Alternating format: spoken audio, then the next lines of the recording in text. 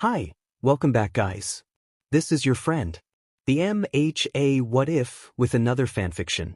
This is the first part of What If Deku and Kirishima played Matchmaker for Bakugou?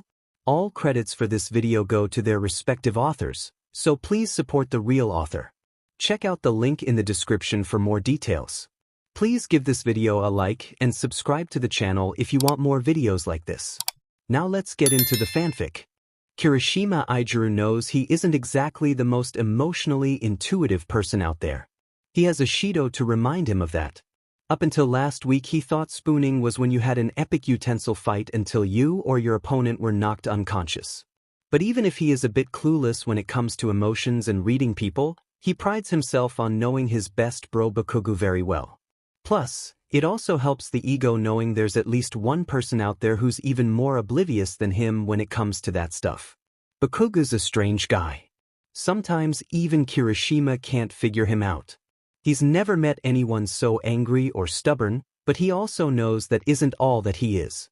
The blonde had all but scorned Kirishima's efforts to befriend him in the beginning of their first semester, but gradually, by the end of their first year, they had become the best brothers to ever bro. Even if Bakugou would never admit it. Bakugou is actually pretty damn fun in group activities. That is, on the rare occasions he begrudgingly agrees to join. Despite his fiery personality, he's surprisingly introverted, the complete opposite of Kirishima. Bakugou's so focused on his end goal of becoming the #1 hero and beating out All Might that sometimes it's like that's all he ever thinks about. The intensity of it can even be too much for the redhead, and that's saying something. That's why if you told Kirishima months ago that Bakugou was interested in a girl, he would have hardened his arm and slapped some sense into you, before promptly snorting with incredulous laughter. But that was months ago. Kirishima first noticed it during the sports festival their first semester at UA. He had just finished his brutal arm wrestling match with Tetsu and was mentally gearing up to fight Bakugou himself. That's when he noticed Uraraka returning to the stands, her face scratched up from her fight with Bakugou, her eyes red and puffy. Kirishima remembers wincing when he saw her. Brutal. She must have been crying. The weird thing wasn't noticing her. The weird thing was noticing Bakugou noticing her. His bro kept it subtle by glaring vehemently at the arena, but Kirishima caught him looking at her out of the corner of his eye. He didn't think too much of it at the time, until later when he overheard Azui mention in passing that Bakugou had called Uraraka not frail. Well, that's the closest he's ever heard his friend get to actually complimenting someone. As time passed, however, Kirishima eventually forgot about this tidbit of information, and the world continued turning. Until that fateful morning in the beginning of their second year. It was Uraraka's turn to clap the erasers together to clear them of chalk, and boy, was she into the task. Her already chubby cheeks had swelled with air as she held her breath, stretching her hands away from her face and slapping the erasers together wildly. It was an amusing movement on its own, but combine that with her bouncing knees and rapidly reddening face, and it was probably the silliest thing Kirishima's ever seen. Most of their other classmates hadn't noticed. They were too busy chatting with each other before class started, Kirishima included at first. He had been talking to Bakugou about the sweet, new ride his cousin had gotten last week, when he noticed Explosion Boy's attention was no longer on him. Kirishima quickly connected the dots, following his friend's line of gaze to the hot mess that was Uraraka, clapping the erasers with admirable vigor. Bakugou watched her with narrowed eyes, his chin resting on the palm of his hand. One of his nostrils twitched in that way that Kirishima has learned means he's suppressing a grin. "Whatcha looking at Baku bro?" Kirishima had questioned, just to test his theory. Bakugou's head had snapped to his eyes briefly flaring with something. As if challenging Kirishima to speak. Or rather, to call him out. Nothing. When he turned away again, Kirishima had to blink away moist eyes. His boy was in love. This could actually be the best thing ever. You see, Kirishima had recently started going steady with Ishido. What can he say? He likes a girl in pink. Anyways, far be it from him to claim he's an expert when it comes to relationships, but what he has with her is pretty freaking awesome. The dates, the hand-holding, the spooning, both the utensil fights and the other form are so great. Not to mention, it's totally cool to have someone who's like, your best friend but also like, more than that? He can't put it into words. But he wants that for Bakugou too. Besides, Uraraka is a sweet girl, she'd be good for him. And if Bakugou had a girlfriend, that means Kirishima and his #1 bro could go on double dates. What's more manly than that? It's decided, Kirishima had said out loud that day in the classroom. Now for the final test. What the fuck are you talking about? 2 days later. Present day. Bakugou's in his dorm bedroom when he receives a text from an unknown number. Hi Bakugou. He almost doesn't reply, except for the fact that he doesn't give out his number, and it's fucking creepy that this person knows it's him. So he sends back a surly, "Who the fuck is this?" The reply is almost instantaneous. It's Uraraka. Bakugou blinks. Round face? How did she get his number? What the hell do you want? This time she doesn't respond for a few minutes, and he starts to get restless. What the fuck? It's not like he wanted to talk to her in the first place, and now she's taking forever to respond. I just wanted to talk to you, smiley face. He stares down at his phone, his throat suddenly dry. His phone vibrates as he gets another text. Could you send me a picture of your face? I think you are so cute. Alright, this is seriously fucking weird. But a slightly flattering, ego-stroking kind of fucking weird. You lonely or something? He texts back, but there's a ghost of a smirk on his face. Maybe. Winky face. You send something first, he replies. Bakugou grins, pleased with himself. Now the ball's in her court, and there's no way she's going to have the balls to. She sends him another message, and he is stupidly excited for some goddamn unknown reason. He examines the screen with bright eyes and twitching lips, scanning for an image of her familiar pink cheeks. Hey bro, this is actually Kirishima. I hacked into Uraraka's phone because I thought it'd be funny, but now I see things are escalating quickly. Bakugou releases a horrified and equally outraged yell, his phone fumbling out of his hands in his effort to get as far from it as fucking possible. The damn thing vibrates multiple times, and he has half a mind to explode it into ash. I totally knew it, bro. Can't hide it anymore.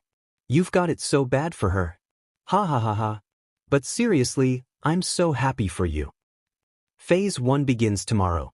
Bakugou stares down at his phone with a twitching eye. What the actual fuck? Oh, fucking. Wait. But why not? Kirishima pouts. You're not even hearing me out. Bakugou crosses her arms and jerks his head to the side. They don't need to.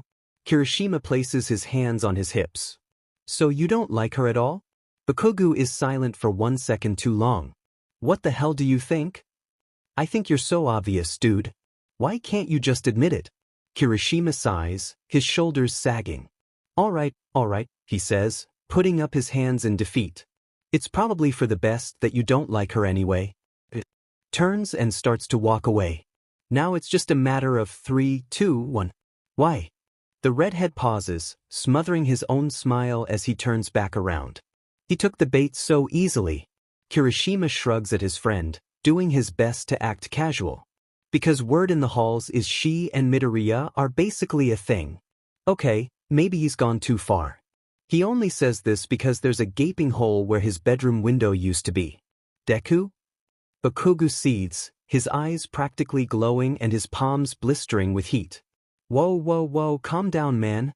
Kirishima attempts to pacify his friend, waving his arms wildly. It was just a little joke. Midoriya's with Todoroki, remember? There's a few seconds of real tension where Kirishima vaguely wonders if he should have written a will at the age 16, but it eventually dissipates like smoke. Like I keep track of who that nerd sees. Bakugou wipes his hands on his pants, and Kirishima lets out a breath. Look man, if you really don't want my help, I'll walk away. But I think you like Uraraka, and I think you know you like her. There's nothing wrong with that. Besides, there's a real possibility she could like you back. Bakugou narrows his eyes. Okay, so maybe Kirishima's embellishing a little. He has no actual proof Uraraka could like his best buddy, but come on, how could she not learn to love him? It's impossible. But he currently has Bakugou's attention for once, and he plans to keep it that way. Kirishima shrugs again. All I know is after you defeated her in the sports festival, she became really motivated to up her combat skills. That's partly why she took that internship with Gunhead. He grins. You made an impact on her. At least that's the truth. Bakugou considers this. I guess. That's the spirit, Kirishima says joyfully, nudging his shoulder. So, you in? In for what? Bakugou grunts. The redhead spreads his arms. In on my personal guide to getting you a girlfriend. I'll take that as a yes. Kirishima rubs his palms up and down Bakugou's shoulders, pumping him up. They're in the school hallway, well before class starts. The redhead purposefully chose this time and this section of the school because he knows Uraraka likes to prop up her physics book against the windows while she studies in the morning. Sure enough, the gravity girl is there, murmuring quietly to herself in a way that reminds the redhead a bit of Midoriya.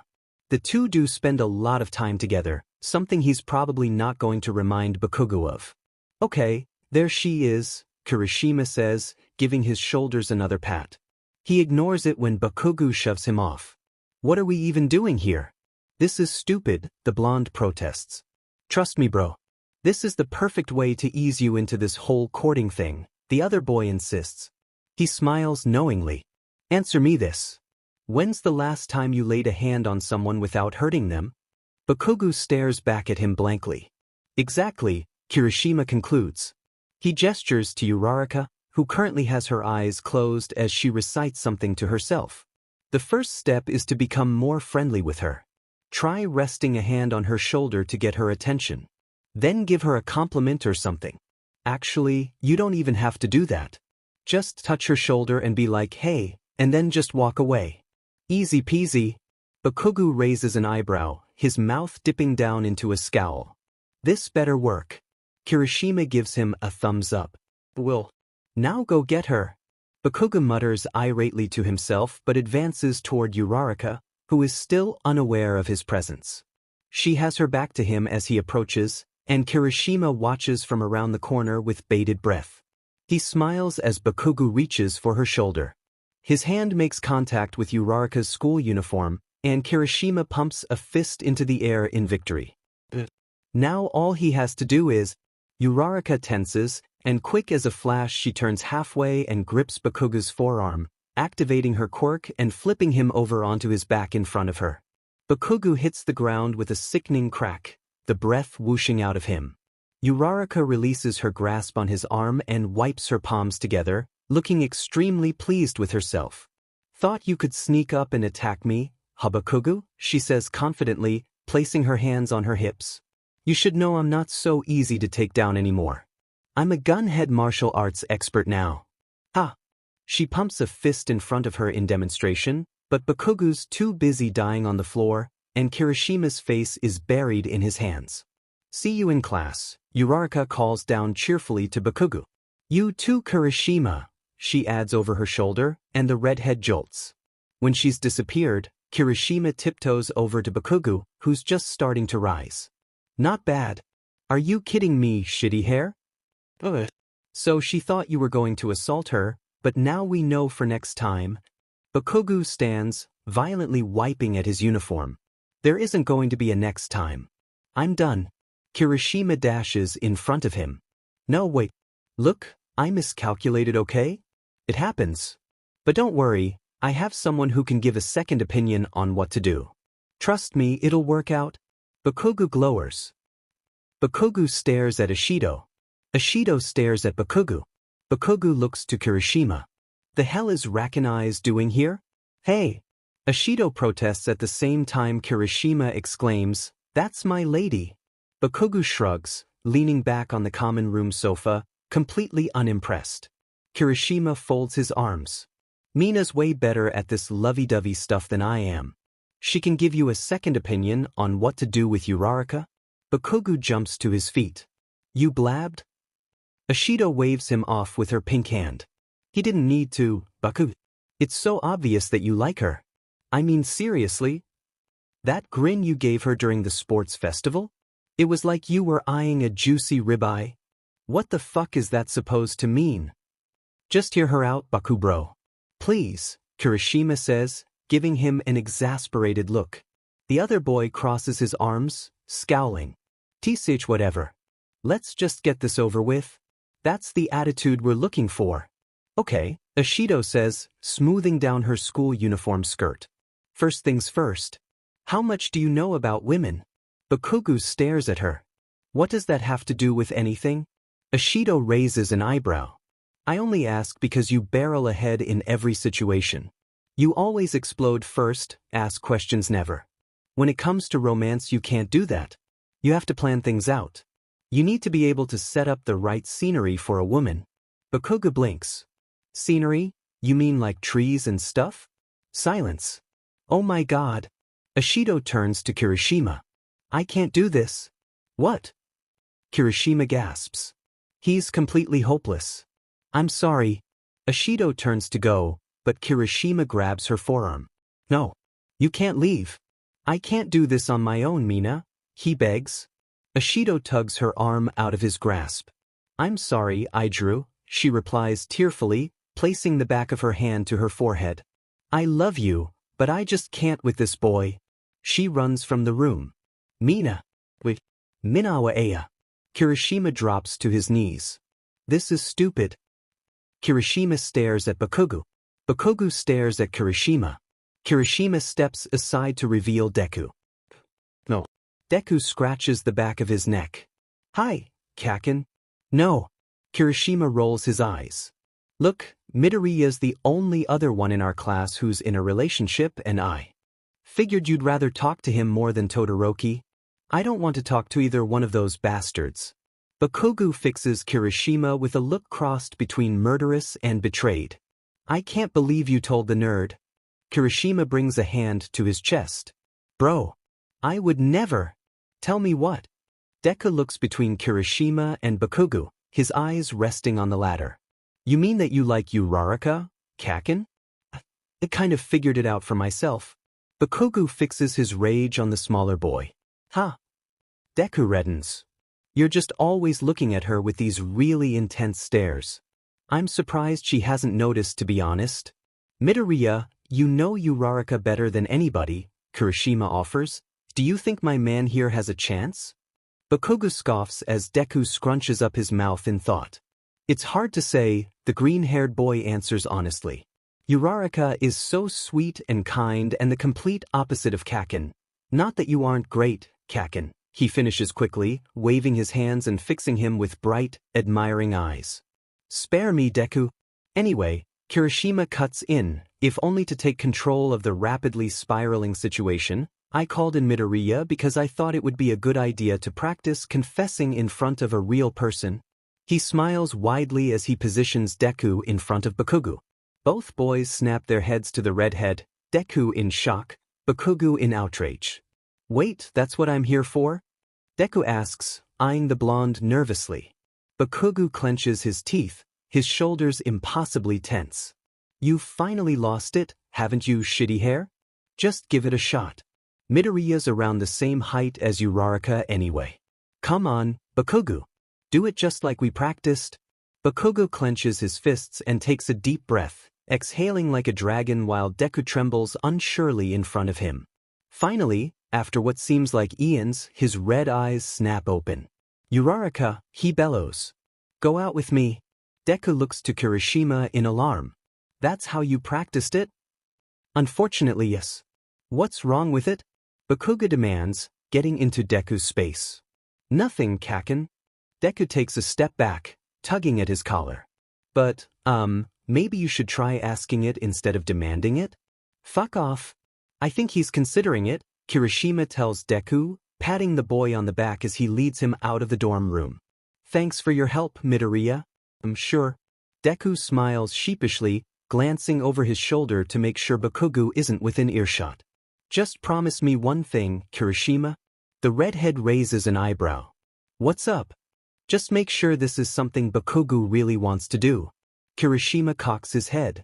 I'm not really sure what you're getting at. Deku glances off to the side. I don't know how much I should say out of respect to Uraraka's privacy, but she deserves the world, you know? She's the kindest person I've ever met. And I know Kaken is a good person too, but he can be kind of a hothead, Kirishima nods in understanding. Don't worry. I won't push him anymore after this. Deku's eyes drift over the redhead's shoulder. That's probably a good thing. Why? Because Kaken's gone. Stupid waste of time, Bakugou grumbles angrily to himself as he walks out of the dorm building en route to Gym Gamma. At least he can work off some of this frustration. He knows Shitty Hair's just trying to be a good friend or whatever, but Bakugou's just about expended his patience limit for the next 5 years. Why did he think any of this would make a difference? He's kidding himself if he thinks that she? Fuck. Bakugou yells, kicking a stray can violently against the side of a building. Bakugou? The blonde turns and fuck the universe, because of course it's none other than Roundface herself. And judging by her attire, she's headed to the gym for a workout as well. Bakugou shoves his hands into his pockets, reminding himself that he's pissed and not self-conscious. What do you want? Are you going to the gym? Uraraka asks instead, jogging to catch up to him, even though he increases his pace exponentially. What does it look like? Mind if I join you? For the walk I know you probably don't want me around you while you train. She waves her hands, slightly flustered. He raises an eyebrow at her, despite himself. Why is that? Uraraka scratches her head as she walks. You just seem like a pretty private person. Especially when it comes to training. You're always so intensely focused. It's probably why you're so good already. She looks straight ahead with a smile. You were so cool when we fought. It made me realize I have so much I need to work on if I want to become a hero. So, thanks for that. Bakugou is silent. Kirishima had mentioned something about how Uraraka's newfound interest in combat training was partly because of him. The thought kind of gives him a weird feeling. A good kind of weird, he guesses. He glances at her out of the corner of his eye. You're thanking me for kicking your ass? Uraraka pauses, then laughs. I guess I am. Her face gradually twists into one of determination. But I'll get you next time, she adds, pointing a finger at him. I'll beat you. He smirks, his lips pulling back into an excited, feral grin. Think you can? Uraraka gives him a firm nod, with a The two come to the entrance of Gym Gamma, Bakugou pausing to stretch his shoulders. All right, cheeks.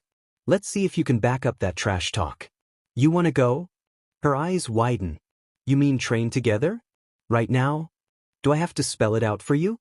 Uraraka shoots him with a surprised look, but her face immediately transforms into an excited expression. Sure. I'd like that. Training with you, I mean. You ready to get your ass kicked again? Bakugou goads. Uraraka smiles. We'll see.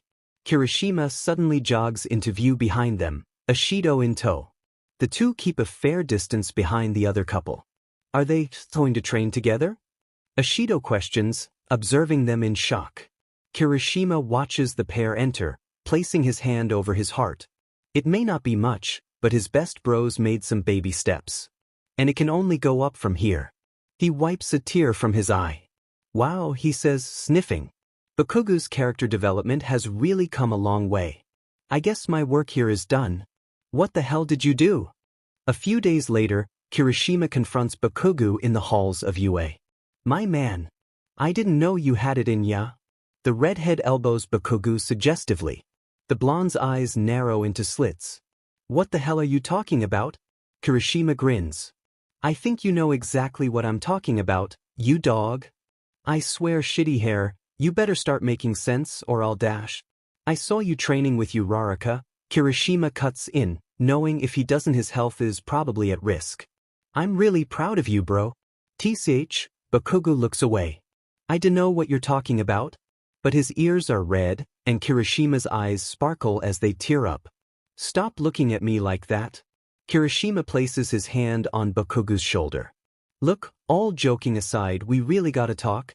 Bakugou's eyes narrow further, but he doesn't comment. Kirishima takes this as a sign to continue. Don't get me wrong, bro. I'm super happy you and Uraraka seem to be hitting it off, at least as far as training is concerned. Kirishima winces. But I was talking to Midoriya the other day, and he actually brought up a really good point dash. Bakugou scoffs. Like I give a fuck what stupid Deku has to dash. Just hear me out. Kirishima interrupts, knowing he's taking a gamble. Luckily for him, Bakugou seems to be in a rare, genial mood, so the redhead isn't immediately exploded into ash. He was just making sure that you really wanted to go through with this whole thing. He was super concerned about Uraraka. It sounds like he really doesn't want her to get hurt. Kirishima holds up a finger when Bakugou opens his mouth. So, I think the next step for us is figuring out what you want from all of this, before we even begin to figure out if you have a chance with her. Bakugou's head sinks into his shoulders. Why wouldn't I have a chance with her? I'm a catch. Kirishima takes a moment to channel his energy. I know that, dude, but it's a question if she knows that yet. No sweat. Just answer me this. What are you looking for? Bakugou stares at him blankly. Kirishima smiles, but it comes out a bit strained. I mean, you do know what you want, right? Nothing. Okay. The redhead clutches his temple. You want to date her, right? Bakugou blinks. Dude, how the fuck am I supposed to know? Well, what do you like about her? Kirishima presses. Bakugou digs his hands into his pockets, grouchily scanning the hallway for passers-by. I don't know, he grumbles. She's strong, I guess. Okay. Kirishima can work with that. When did you first notice that? When she tried to drop the entire goddamn arena on my head. Kirishima clutches his heart. This is so romantic. Yeah? Go on.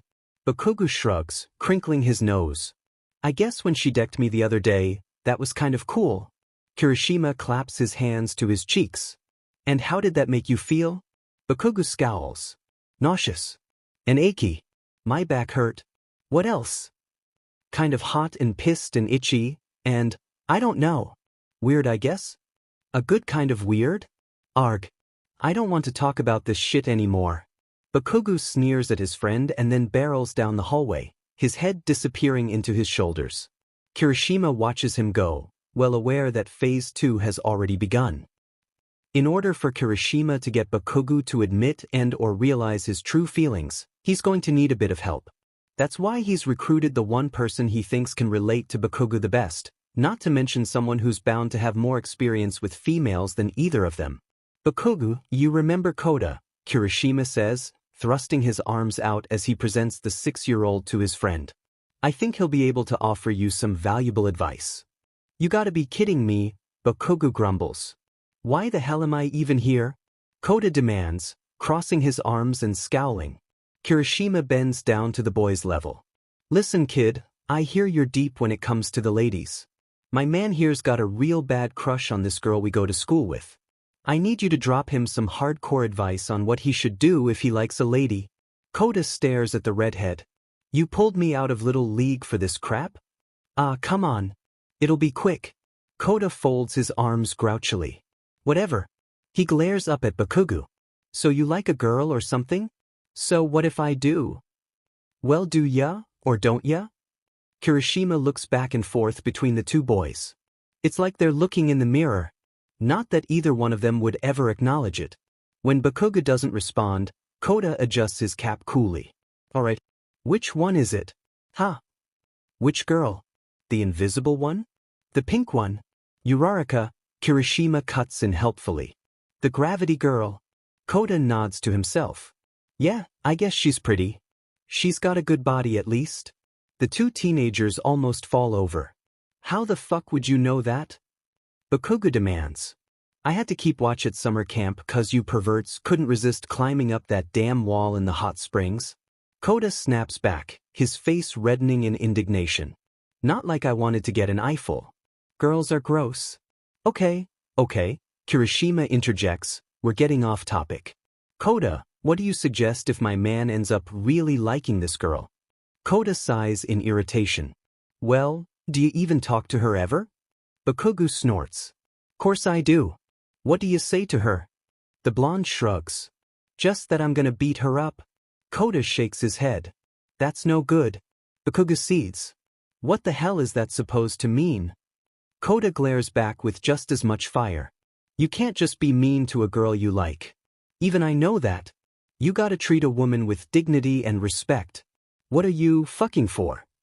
Get the fuck out of here. Can I go now? Koda turns to Kirishima. The redhead sighs.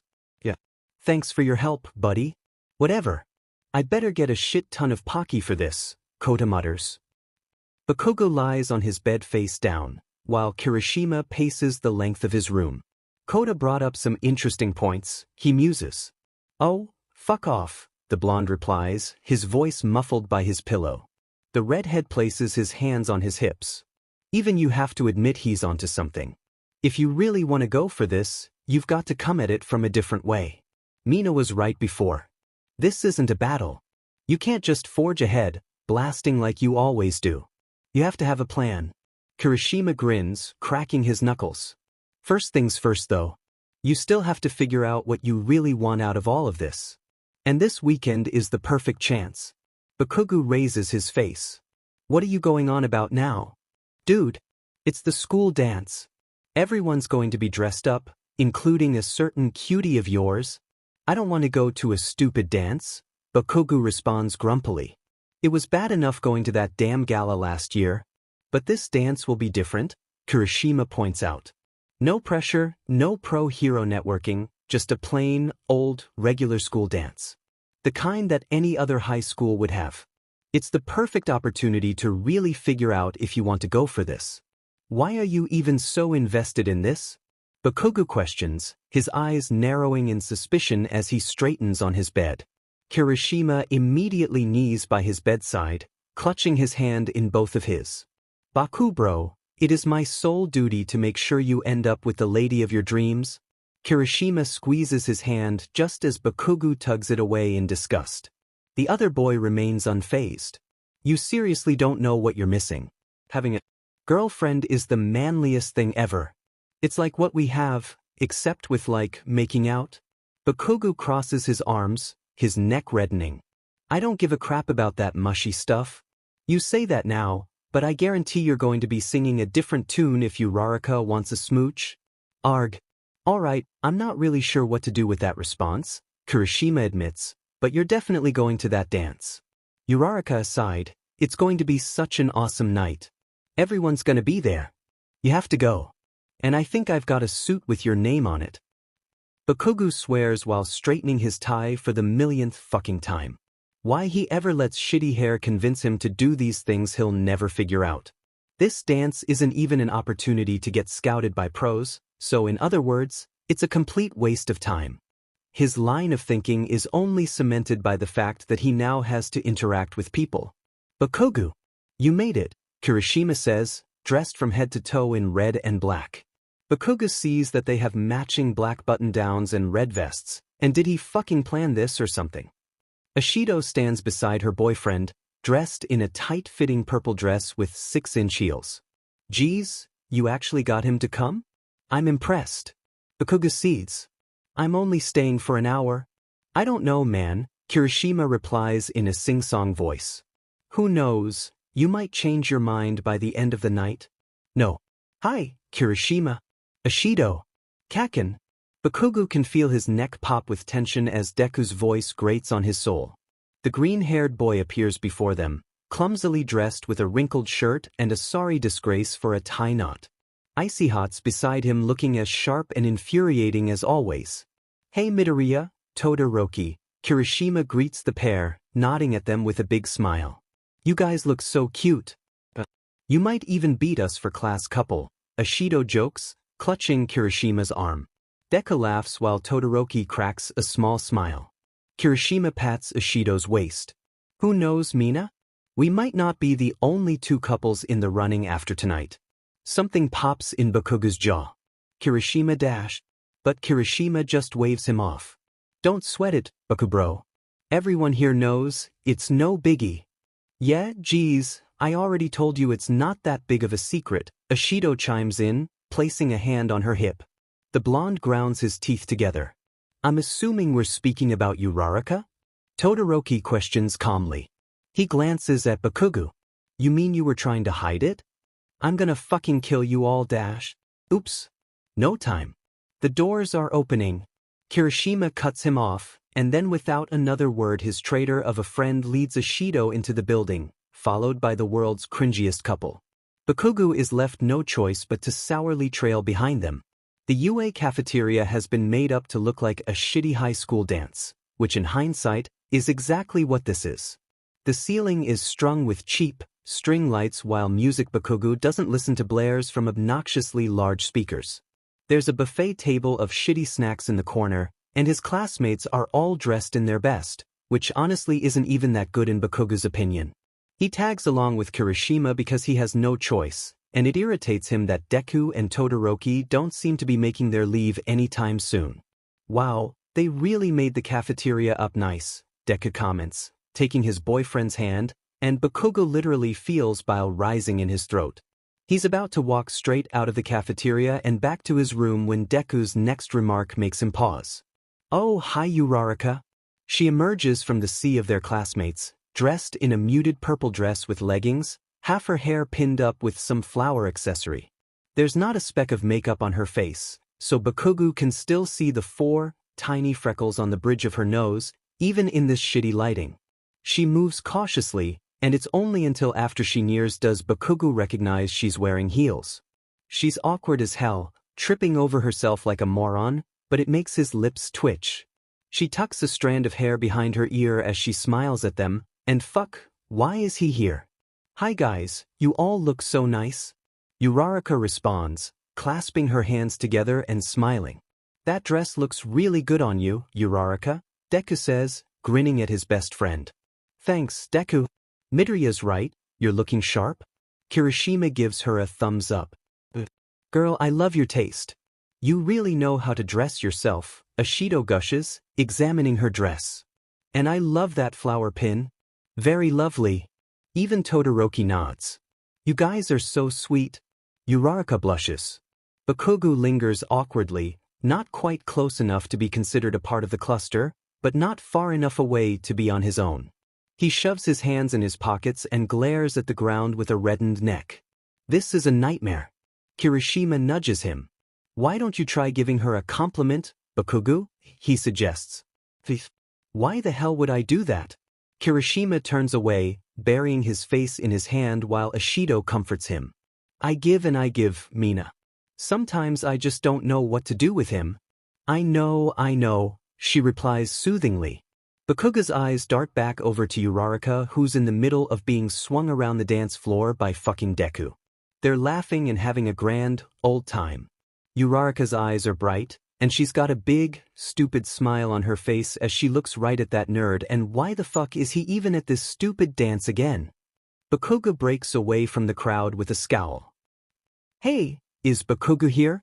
Kaminari asks Kirishima, craning his neck and scanning the dance floor. I haven't seen him yet. Yeah, he should be right. Kirishima frowns as he looks around.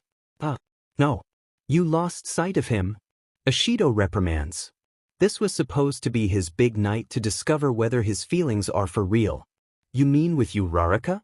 Kaminari asks, adjusting his cummerbund. Yeah, I was wondering about that, Siro adds, coming in from behind. It was kind of obvious. Oh, there he is, Ashido exclaims, gesturing to one corner of the room. The rest of the Baku squad turns, and sure enough, Bakugou is seated in the far corner, alone and sneering. What's he doing all the way over there? Kaminari questions. Don't tell me he's socially anxious. Kirishima feels a wave of guilt wash over him. He can't help but feel partly responsible. This clearly isn't the blonde scene, and yet Kirishima had forced him to come along anyway.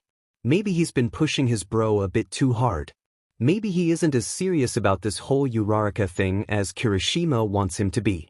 If that's the case, then he really feels like a dick. I'm going to go talk to him, the redhead says, breaking off from Ashido and the others. Bakugou barely even looks up when he approaches, and Kirishima frowns. So it's worse than he thought. Hey man, I saw you were over here by yourself, and thought I'd drop in. Bakugou grunts. Kirishima holds up a bag of chips. I brought you a snack. Bakugou whacks the bag out of his hands. Alright, that's fair. I shouldn't have gotten Cool Ranch. What do you want? Can't you see I'm busy? Bakugou barks. With what? Kirishima wants to ask, but wisely doesn't. Instead he exhales regretfully.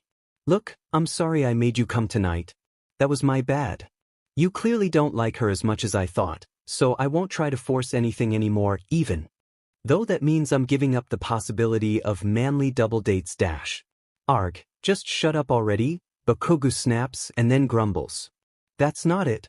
Kirishima watches as the blonde rests his elbow on the bar next to him, placing his chin on top of his palm. His red eyes are fixed on a point the other boy can't see, so Kirishima follows his friend's gaze. He eventually finds Uraraka dancing, or more like jumping, next to Ida and Deku as she attempts to sway with the music. She's a freaking awful dancer, the worst he's ever seen, and the clumsiness reminds him of the time she clapped those erasers in their classroom. Kirishima glances back at his friend. Bakugou had been paying attention back then too. Why don't you go over and talk to her? Kirishima suggests gently, knowing his bro is in that perilous emotional state where he could either cry or explode. Bakugou scoffs, looking away and glaring at the wall. Even if I wanted to, what would I even say? Kirishima clutches his chest, right above his heart. His boy is emotionally confused. He doesn't know how to talk to girls. This is too precious. He must be protected at all costs. The redhead clutches Bakugou's shoulder. Just stay right here, bro, leave it to me. Kirishima weaves his way through the crowd, bumping into students from classes 2A and 2B simultaneously. He eventually finds the small, bare shoulder he's looking for and rests his palm against it. Uraraka turns around. Hi, Kirishima. What's up? She says brightly, her bangs askew from dancing so hard. He returns her grin. Sorry to bother you, Uraraka, but I was wondering if you could do a small favor for me. He doesn't miss the curious look Deku gives him.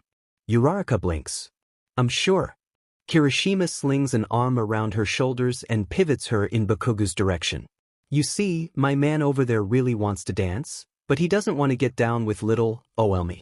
So I was thinking maybe if someone prettier asked him dash. Wait, you mean me? Bakugou wants to dance? Ida questions, too bewildered not to interject. Kirishima starts sweating. Sure, he's a dancing fiend. He makes abrupt eye contact with Todoroki, and he swears the guy stares right into his soul as he sifts out the lie. Uraraka taps her index fingers together. I don't know, why would he want to dance with me? He's so, and I'm nothing special. Kirishima almost dies. She's so precious too. No wonder his bro's getting all soft for her. That's not true, Uraraka, Deku protests, frowning at his best friend's admission. You're really amazing. Your capabilities as a hero and qualifications as a friend are exceptional. Ida points out. I'm glad I've gotten to know you, Todoroki adds from Deku's left. Yeah, Kirishima says excitedly, squeezing Uraraka's shoulders, and Bakugou's noticed too.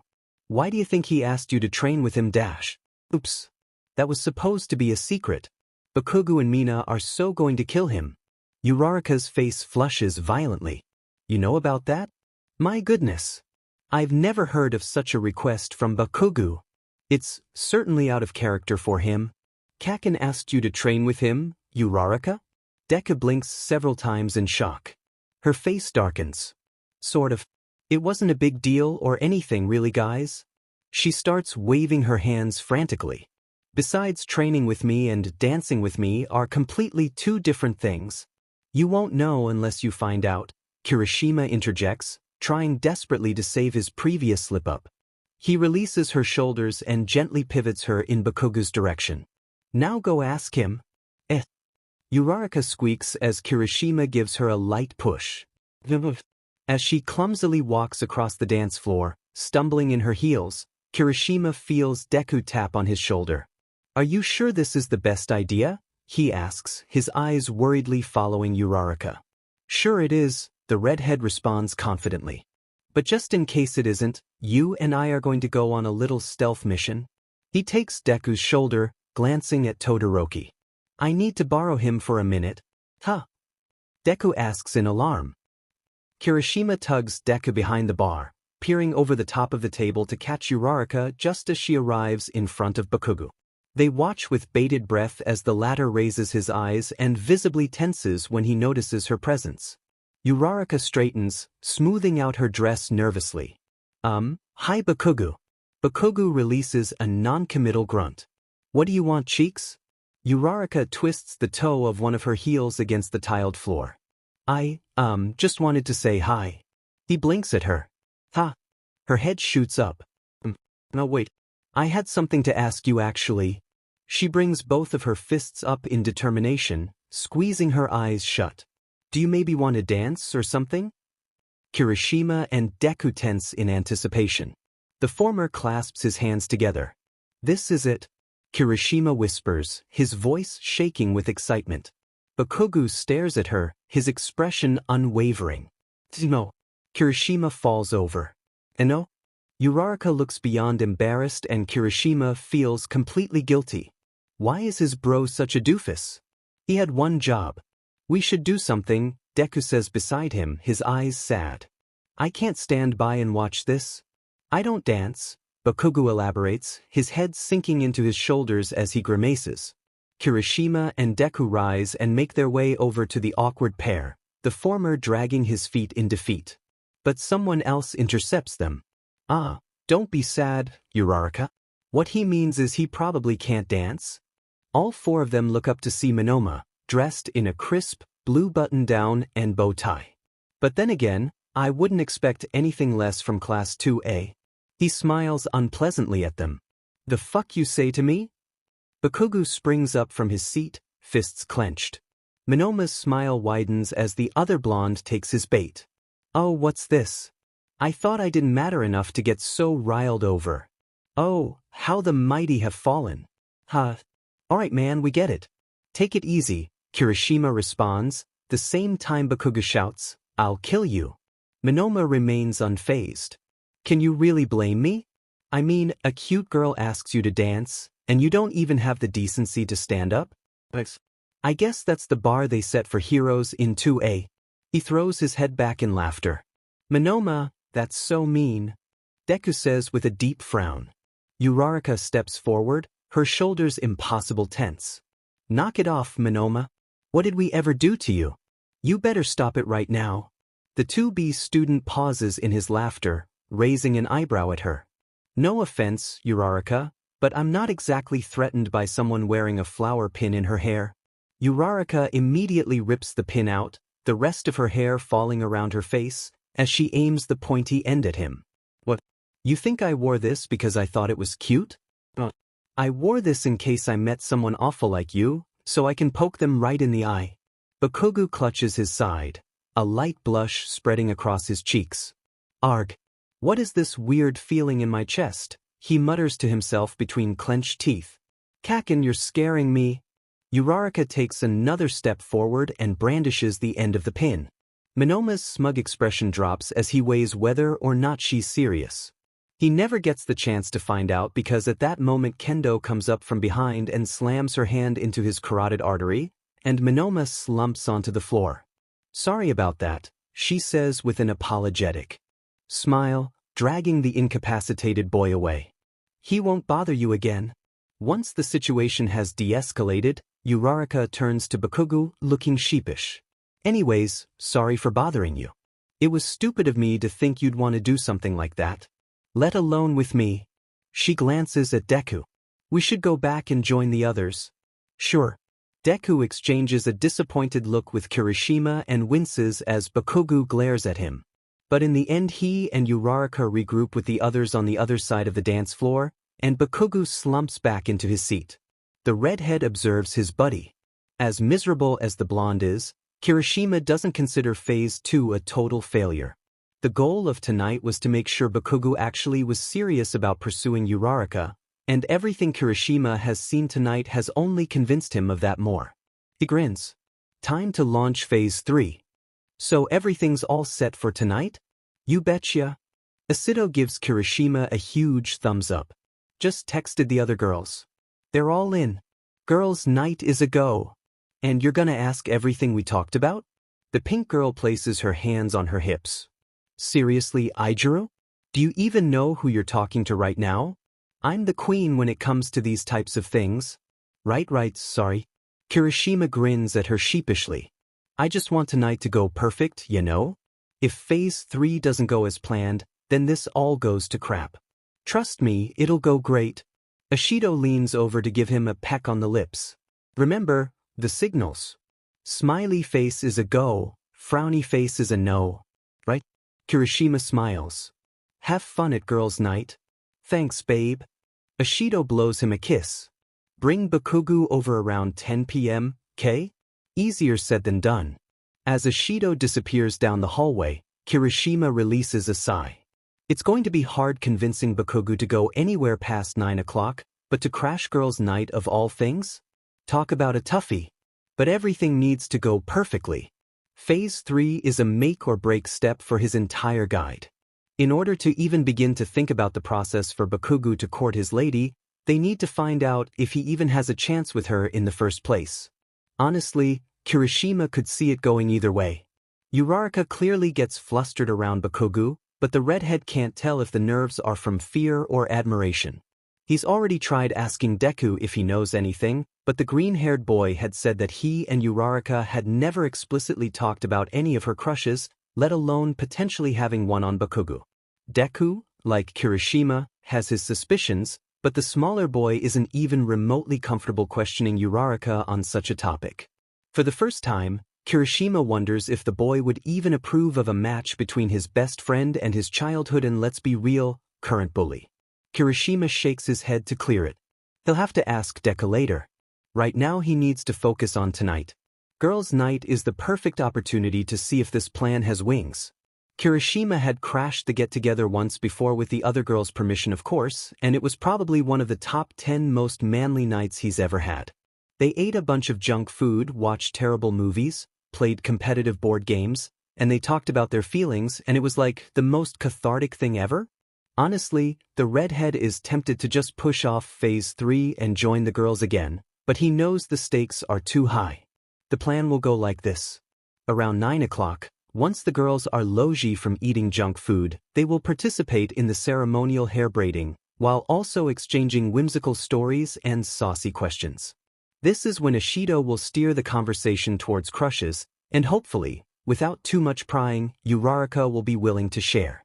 Kirishima realizes Ashido will have to take the reins on this one. She's mastered the perfect balance of being able to extract gossip without being too invasive or manipulative. After all, Uraraka is their classmate and friend, they wouldn't want to make her uncomfortable. By the end of the night, if Ashido has a good feeling about what Uraraka's putting down, she'll send Kirishima a signal, and then he and Bakugou will just happen to stop by in the common room for a late-night snack. Ashido and he will push the two of them together, they'll make out, and then double dates will be a go. At least that's how Kirishima pictures it. He hums a cheery tune to himself as he walks across campus in the direction of the boys' dorms. He knows he should have a plan to get Bakugou to come tonight, but honestly he's probably just gonna wing it. Despite all of his messing around, Kirishima really does want this to go well for his bro. When he thinks back to how he and Ashido started dating, she had done pretty much all of the heavy lifting. They had been flirting for a few weeks at the end of first year, but hell knows Kirishima didn't know how to take it a step further. Eventually, on the last day of school, Ashido had marched right up to him and handed him a movie ticket for a showing the following week. "It's a date if you want it to be," she had said, while twisting one of her antennae. She had radiated confidence, her posture straight and her smile blinding. Kirishima agreed instantly, and then promptly ran to the bathroom to throw up in excitement. It was only after they had gone on a few dates did Ashido reveal to him how nervous she had actually been when she'd asked him. He probably hadn't made it easy for her by not taking the plunge or another step towards something they both wanted, even if the reasoning was because he had no idea how to. That's why he wants to help Bakugou take the steps he needs to get with Uraraka. If it turns out she does like his best bro, then it'd be super manly of him to rip off the band-aid and save them both the trouble of dancing around each other. That way they can save their fancy footwork for when they dance off into the sunset. But first they need to find out if she even wants to tango. Bakugou's heard a lot of dumb shit in his life. For example, that Deku applied to UA. That Deku got accepted into UA. That Deku is still at UA. He's heard of other dumb shit too, but he just really fucking hates Deku. But this right here might just take the goddamn cake. "You want me to go to girls' night?" he says deathly quietly, already feeling the familiar trembling of his shoulders that forecasts eruption. Kirishima smiles nervously at him. "They have hair braiding?" Kirishima dashed. "Oh come on man. I thought you were all in on my guide, the other boy protests, folding his arms. I didn't think I'd have to do something this dumb. Kirishima plops into Bakugou's desk chair, swiveling around. We might not even have to go. But if I were you, I'd want Mina to give us a smiley face, if you know what I mean. He wiggles his eyebrows. Bakugou stares at him. Oh, right, I haven't explained our advanced signaling system yet. Kirishima slaps his forehead. Okay, so the smiley face means dash. Arg. Forget it. I'm not going.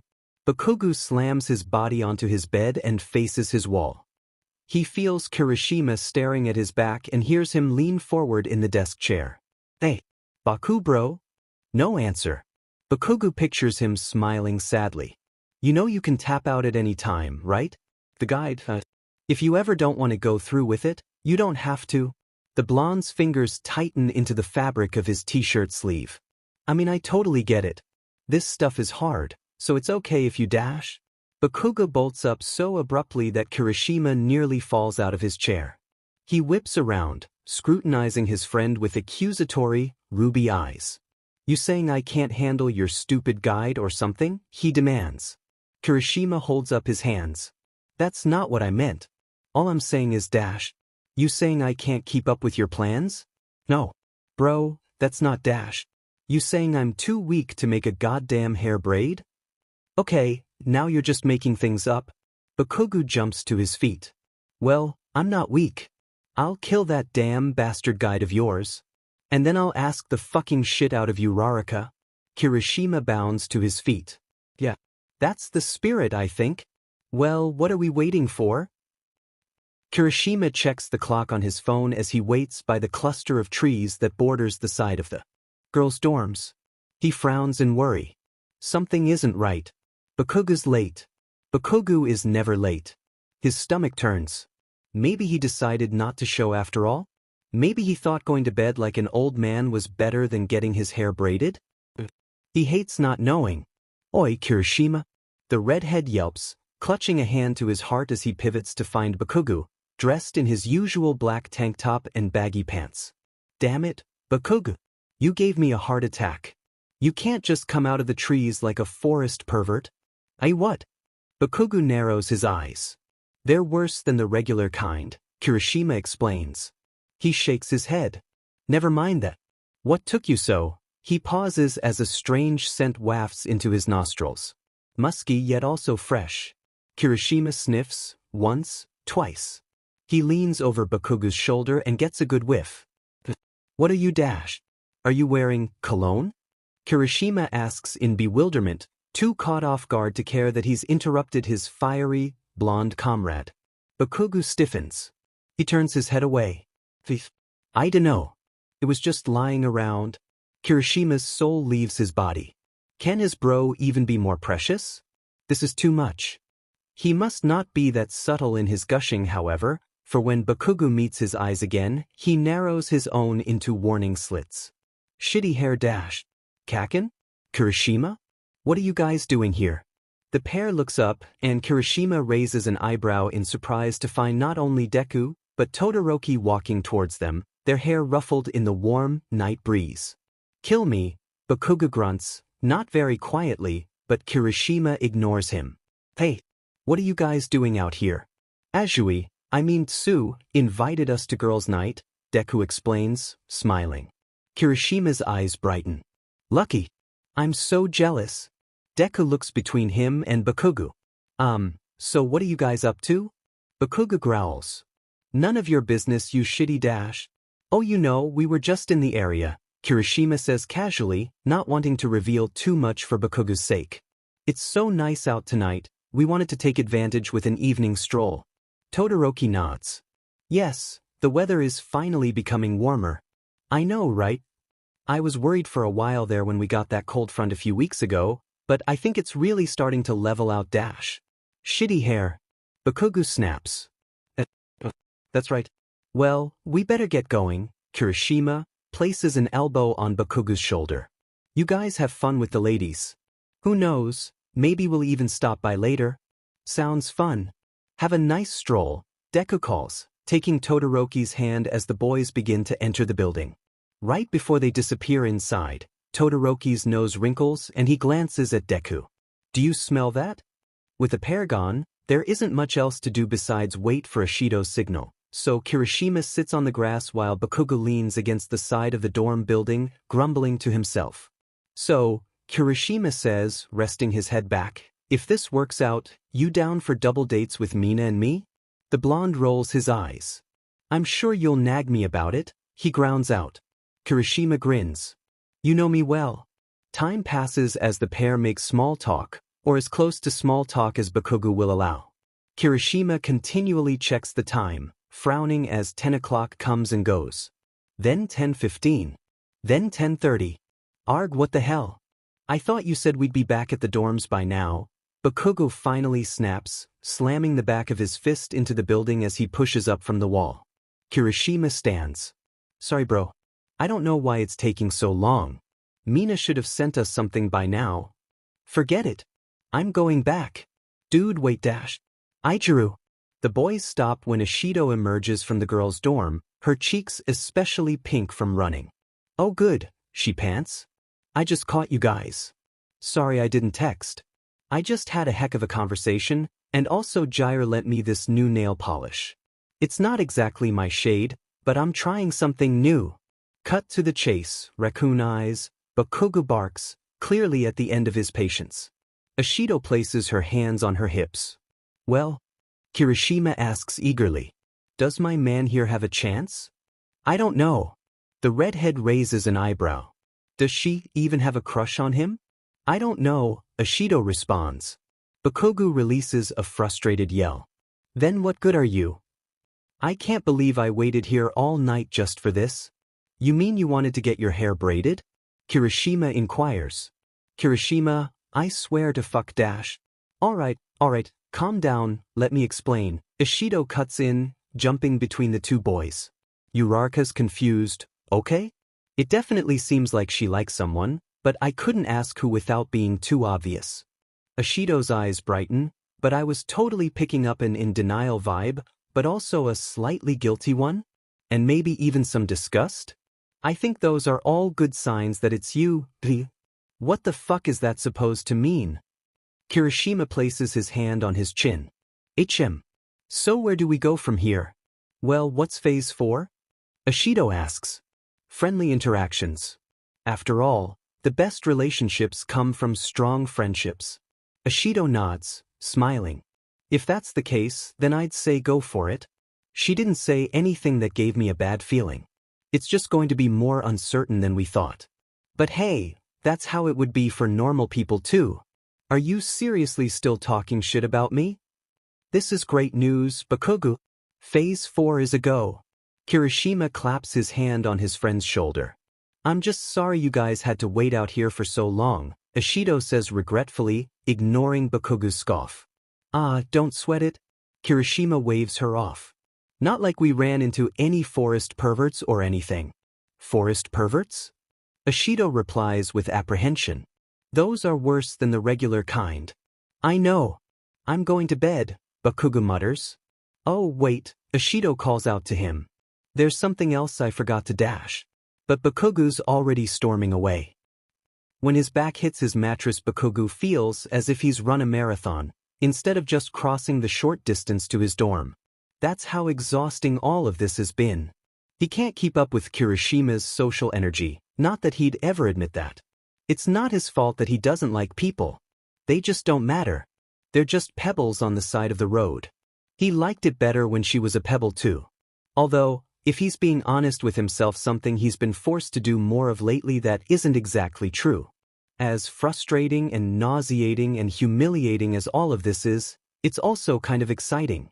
It's like being launched into the air with a massive explosion, not knowing if he'll be able to produce another one to break his fall. Well, of course he would. He's Bakugou fucking Katsuki, but the analogy is there. With a groan, Bakugou throws his pillow over his head, pissed that he's been forced to stay up so late. His red-rimmed eyes snap open when his phone vibrates against his side. At this hour? He wrenches his phone from his pocket, glaring down to find an unknown number on his screen. Wait a second. Those last 4 digits seem a bit too familiar. Hi, is this Bakugou? And then it's Uraraka. He can't fucking believe this. I'm not falling for that again, shitty hair, he types back furiously, his fingertips making audible noises against his screen. His phone vibrates again. Ishido gave me your number. I hope you don't mind. She was giving out everyone's numbers. She said it was a good thing for the class. I just wanted to make sure it was really you. Bakugou pauses. Is this for real? If it's Kirishima again, he swears to hell. But then again, Raccoon Eyes had been trying to tell him something earlier. And maybe now, with Cheeks texting him, maybe the girl's conversation about crushes had planted something in her mind about him? He hates shit like this. It's stupid to get worked up over something this uncertain, which he's not even worked up over by the fucking way. By now he's realized it's been several minutes since he's texted back, so he sits up straighter in his bed, focusing. This next response has got to be perfect. Who the fuck else would it be? She takes a few minutes to respond. A few minutes where Bakugou grips his pants to the point where he starts to burn holes into them. A few minutes where he wonders if maybe what he said wasn't as articulate as he thought. Sorry, she answers at last. I won't bother you anymore. Shit. Well, she is bothering him, but it's the type of bothering that his sick fucking mind kind of enjoys lately. What the hell is he supposed to say now? As frustrated as he was with Kirishima's bubbly attitude, he sort of wishes his friend were here right now to give a second opinion. What would shitty hair do? What would shitty hair do? He hits the message bar and begins typing. Good night. He hits send. This time she takes so long to respond that Bakugou considers breaking his phone, just so he can tell himself that's the reason for her silence. He shuts his eyes, pressing his fingers into his eye sockets. He's never been so tired in his life. His phone buzzes. Good night. Smiley face. He stares at the characters on his phone until his eyes start to water from the light. His gaze goes to that stupid smiley, and he imagines her cheeks filling with air as she replicates it. Would Kirishima be proud of him? Arg, who the hell even cares? Bakugou slams his phone on his bedside table, but after a moment's hesitation he picks it back up and goes into his contacts. Not that any person who values their life would ever take his phone, but even so, can't be too careful when it comes to shit like this. He saves Uraraka's contact as the dango emoticon. Oi, Kirishima. You want to tell me why we're sneaking around the girls' dorms again? We're not sneaking, we're strolling, Kirishima corrects, ignoring Bakugou's disgruntled mutterings. Besides, it's broad daylight, so it's not like we'll get in trouble with curfew. I still don't get why we're here, the blonde grumbles. Because Mina said Uraraka was working on a clogged shower drain in the girls' bathroom, and you need to work on how to be friendlier with her? Arg. You know I can't understand you when you get like this. The pair eventually stop outside the girls' bathroom. The door is propped open, and sure enough Uraraka is on her hands and knees, dressed in a faded pink t-shirt and pajama shorts. She's absolutely battling the shower drain in front of her, a variety of tools strewn around her legs. She releases a string of baby curses, and Kirishima notices how Bakugou rolls his eyes. But his lips are twitching again, and why does he even bother to hide it at this point? What are you waiting for? Go help her out? The redhead nudges his friend, hiding behind the door frame as Bakugou shoots him one final glare before trudging into the bathroom. His approaching footsteps are anything but subtle, so it's only a matter of time before Uraraka glances up. Kirishima observes the impending interaction with bated breath. Bakugou. Uraraka blinks. What are you doing here? What?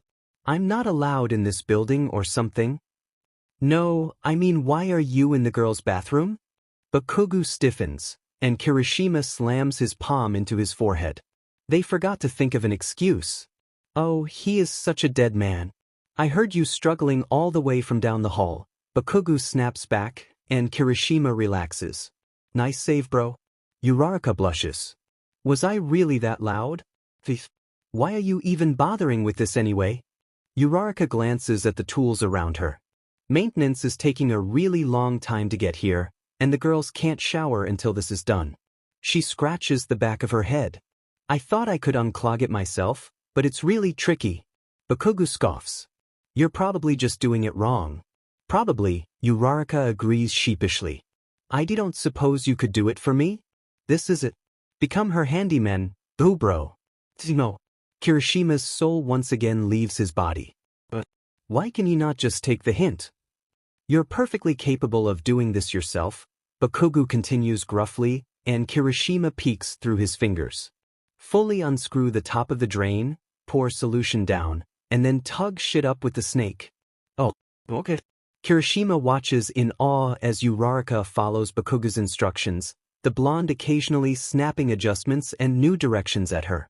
Finally, after several minutes of maneuvering, the drain bubbles and Uraraka pulls out a wad of dark hair. I did it, she says proudly, holding the bundle of hair with her cleaning gloves. Look at all this hair, Bakugou. This beautiful, disgusting hair. Bakugou nods curtly. Told you it wasn't that hard. He turns to go. Oh, you're leaving? Uraraka blinks. Well, thanks. When Bakugou enters the hallway, Kirishima is there to congratulate his friend and maybe give him a few pointers. That was great, man, the redhead gushes, clapping a hand to Bakugou's shoulder while also struggling to keep up with his pace. I mean, the delivery left something to be desired, but I think this was a great start. Now we just need to get you to talk to her about other things. Bakugou pauses in his speed walking, turning to look at the other boy. We already talked about clogged shower drains, what else is there to talk about it? Kirishima laughs. Good one. Bakugou stares. Kirishima stops laughing. How am I not even getting paid to do this? That afternoon, once Bakugou has finally shaken off Kirishima, he collapses into his desk chair, swiveling around once before he slams his heels into the ground to stop himself. Fuck, this is exhausting. He'd rather plunge his hands into boiling water again, to be honest. It's not that he doesn't like talking to Cheeks, quite the opposite, but he can't stand all this tiptoeing. Everything has to be so complicated. So why does he put up with it? Bakugou's good at everything. He knows it and everyone else should too. But with this mushy stuff, let's just say even he has the foresight to know he probably can't go about this his usual way. Bakugou's phone vibrates, and he pulls it out of his pocket, expecting to see Kirishima's contact. Instead he sees a dango emoticon. He abruptly straightens. Thanks again for helping me today, Bakugou. That was really nice of you. What would Shitty Hair say? What the fuck would Shitty Hair say?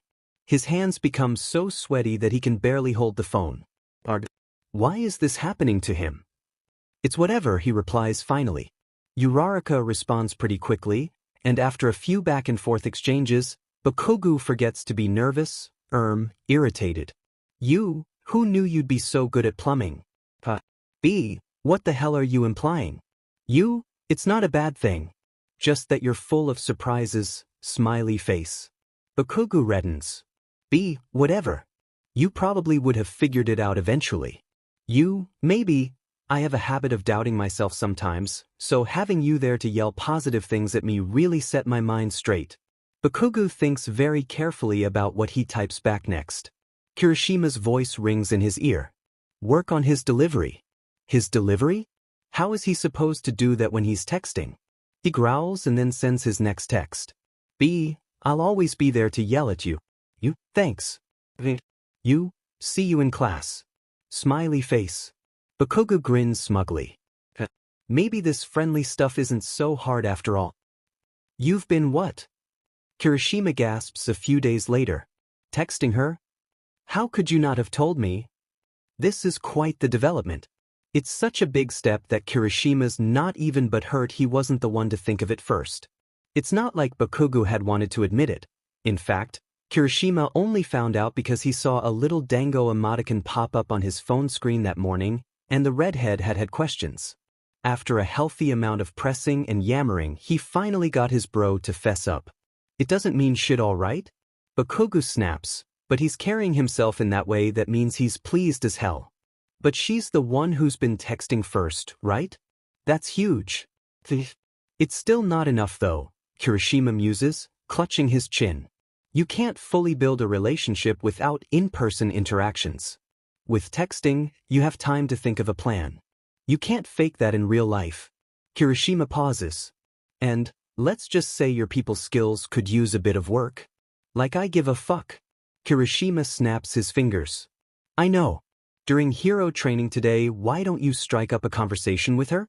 You can just talk about the lesson or something. Bakugou looks utterly horrified as well as outraged. Talk to her? In front of all those goddamn extras? Kirishima crosses his arms. First of all, they're your classmates, not extras. Second of all, of course you should. What? You think people aren't going to notice once you start dating? They have to get used to the idea of you two being cozy eventually. Bakugou grumbles angrily, but Kirishima knows he's right.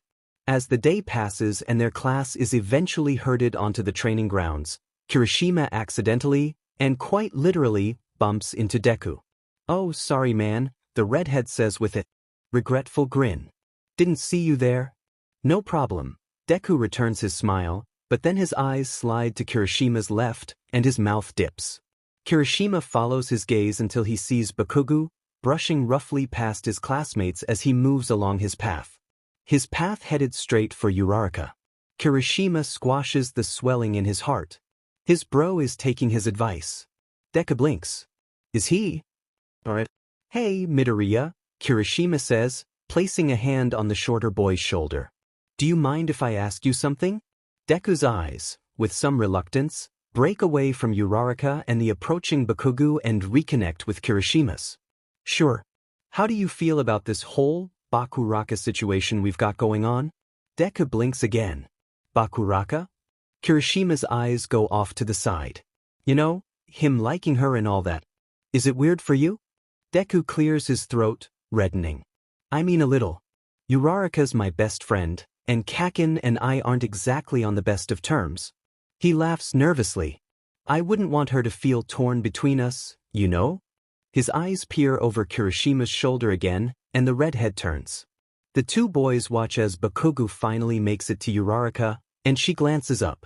I also don't want her to get hurt, Deku continues, and then jolts.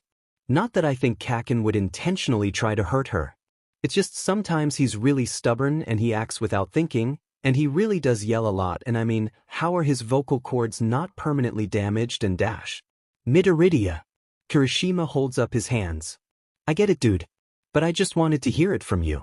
If she, I don't know, liked him back or something, then you'd be okay with it? It's not my place to say, Deku concludes, but I just want what's best for her. If she's happy, then I'm happy. Kirishima's eyes sparkle. This boy is so pure. How are all of his classmates so adorable? Izuku, Todoroki says, coming up to them. I don't mean to interrupt, but All Might has suggested we pick partners for this sparring exercise. Would you like to be mine? Deku reddens from his forehead all the way down to his neck. Sure, Shudo. You know I'd always be your partner. Deku shoots a small smile Kirishima's way before moving to the other side of the arena with Todoroki. As Kirishima's gaze follows the happy couple, his eyes catch Mina's and she gives him a knowing look. Kirishima grins. Asparha? He looks over his shoulder at Bakugou and Uraraka, the two seemingly lost in conversation. Maybe this is going to be more interesting than he thought. Who? Want me to be your partner? Uraraka asks, her voice raised slightly in surprise. Bakugou shoves his hands into his pockets. Weren't you listening? Yeah, but, Uraraka frowns, All Might said we should pick a partner who we think we'd work well with? Yeah.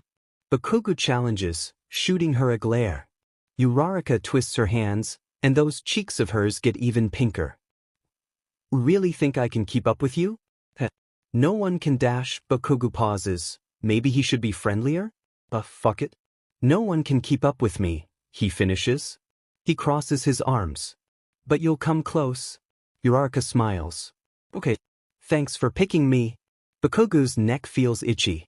Stop thanking me for shit, he grumbles, looking away, and is it him or did her smile just get bigger? They pair up against Tokoyami and Azui, while the rest of their class watches from the stands. Bakugou and Uraraka? Jiraiya questions in surprise. Who would have thought? I know, right? I can't wait to see how this shakes out, Audrey comments. Bakugou ignores the extras while he and Uraraka square up against their opponents. All Might brings his hand down in a signal, and the spar is on. Bakugou barrels straight at Bird Brain. It makes the most sense for him to take on Dark Shadow while Uraraka goes for Frog Girl. He fires an enormous explosion right at Tokoyami, but he leaps out of the way just in time, preventing Dark Shadow from having to shield him. As Bakugou trades blows with the irritating, Dark Spirit, he catches Uraraka avoiding a killer kick from Azui. The former taps her fingertips against a piece of debris Bakugou's created, activating her quirk and swinging the boulder around, right at the other girl. Azui manages to avoid that first blow, but when Uraraka attempts the maneuver again, she hits her mark. Azui flies backwards, skidding roughly against the dirt. Uraraka rushes in to help Bakugou, but he'll be damned if he can't do this for himself. What kind of hero would he be if he let her do all the dirty work for him? Oi cheeks, watch this. He shoots her a feral grin before swinging his arm around and pulling the pin on his gauntlet. The explosion that ripples the arena is massive.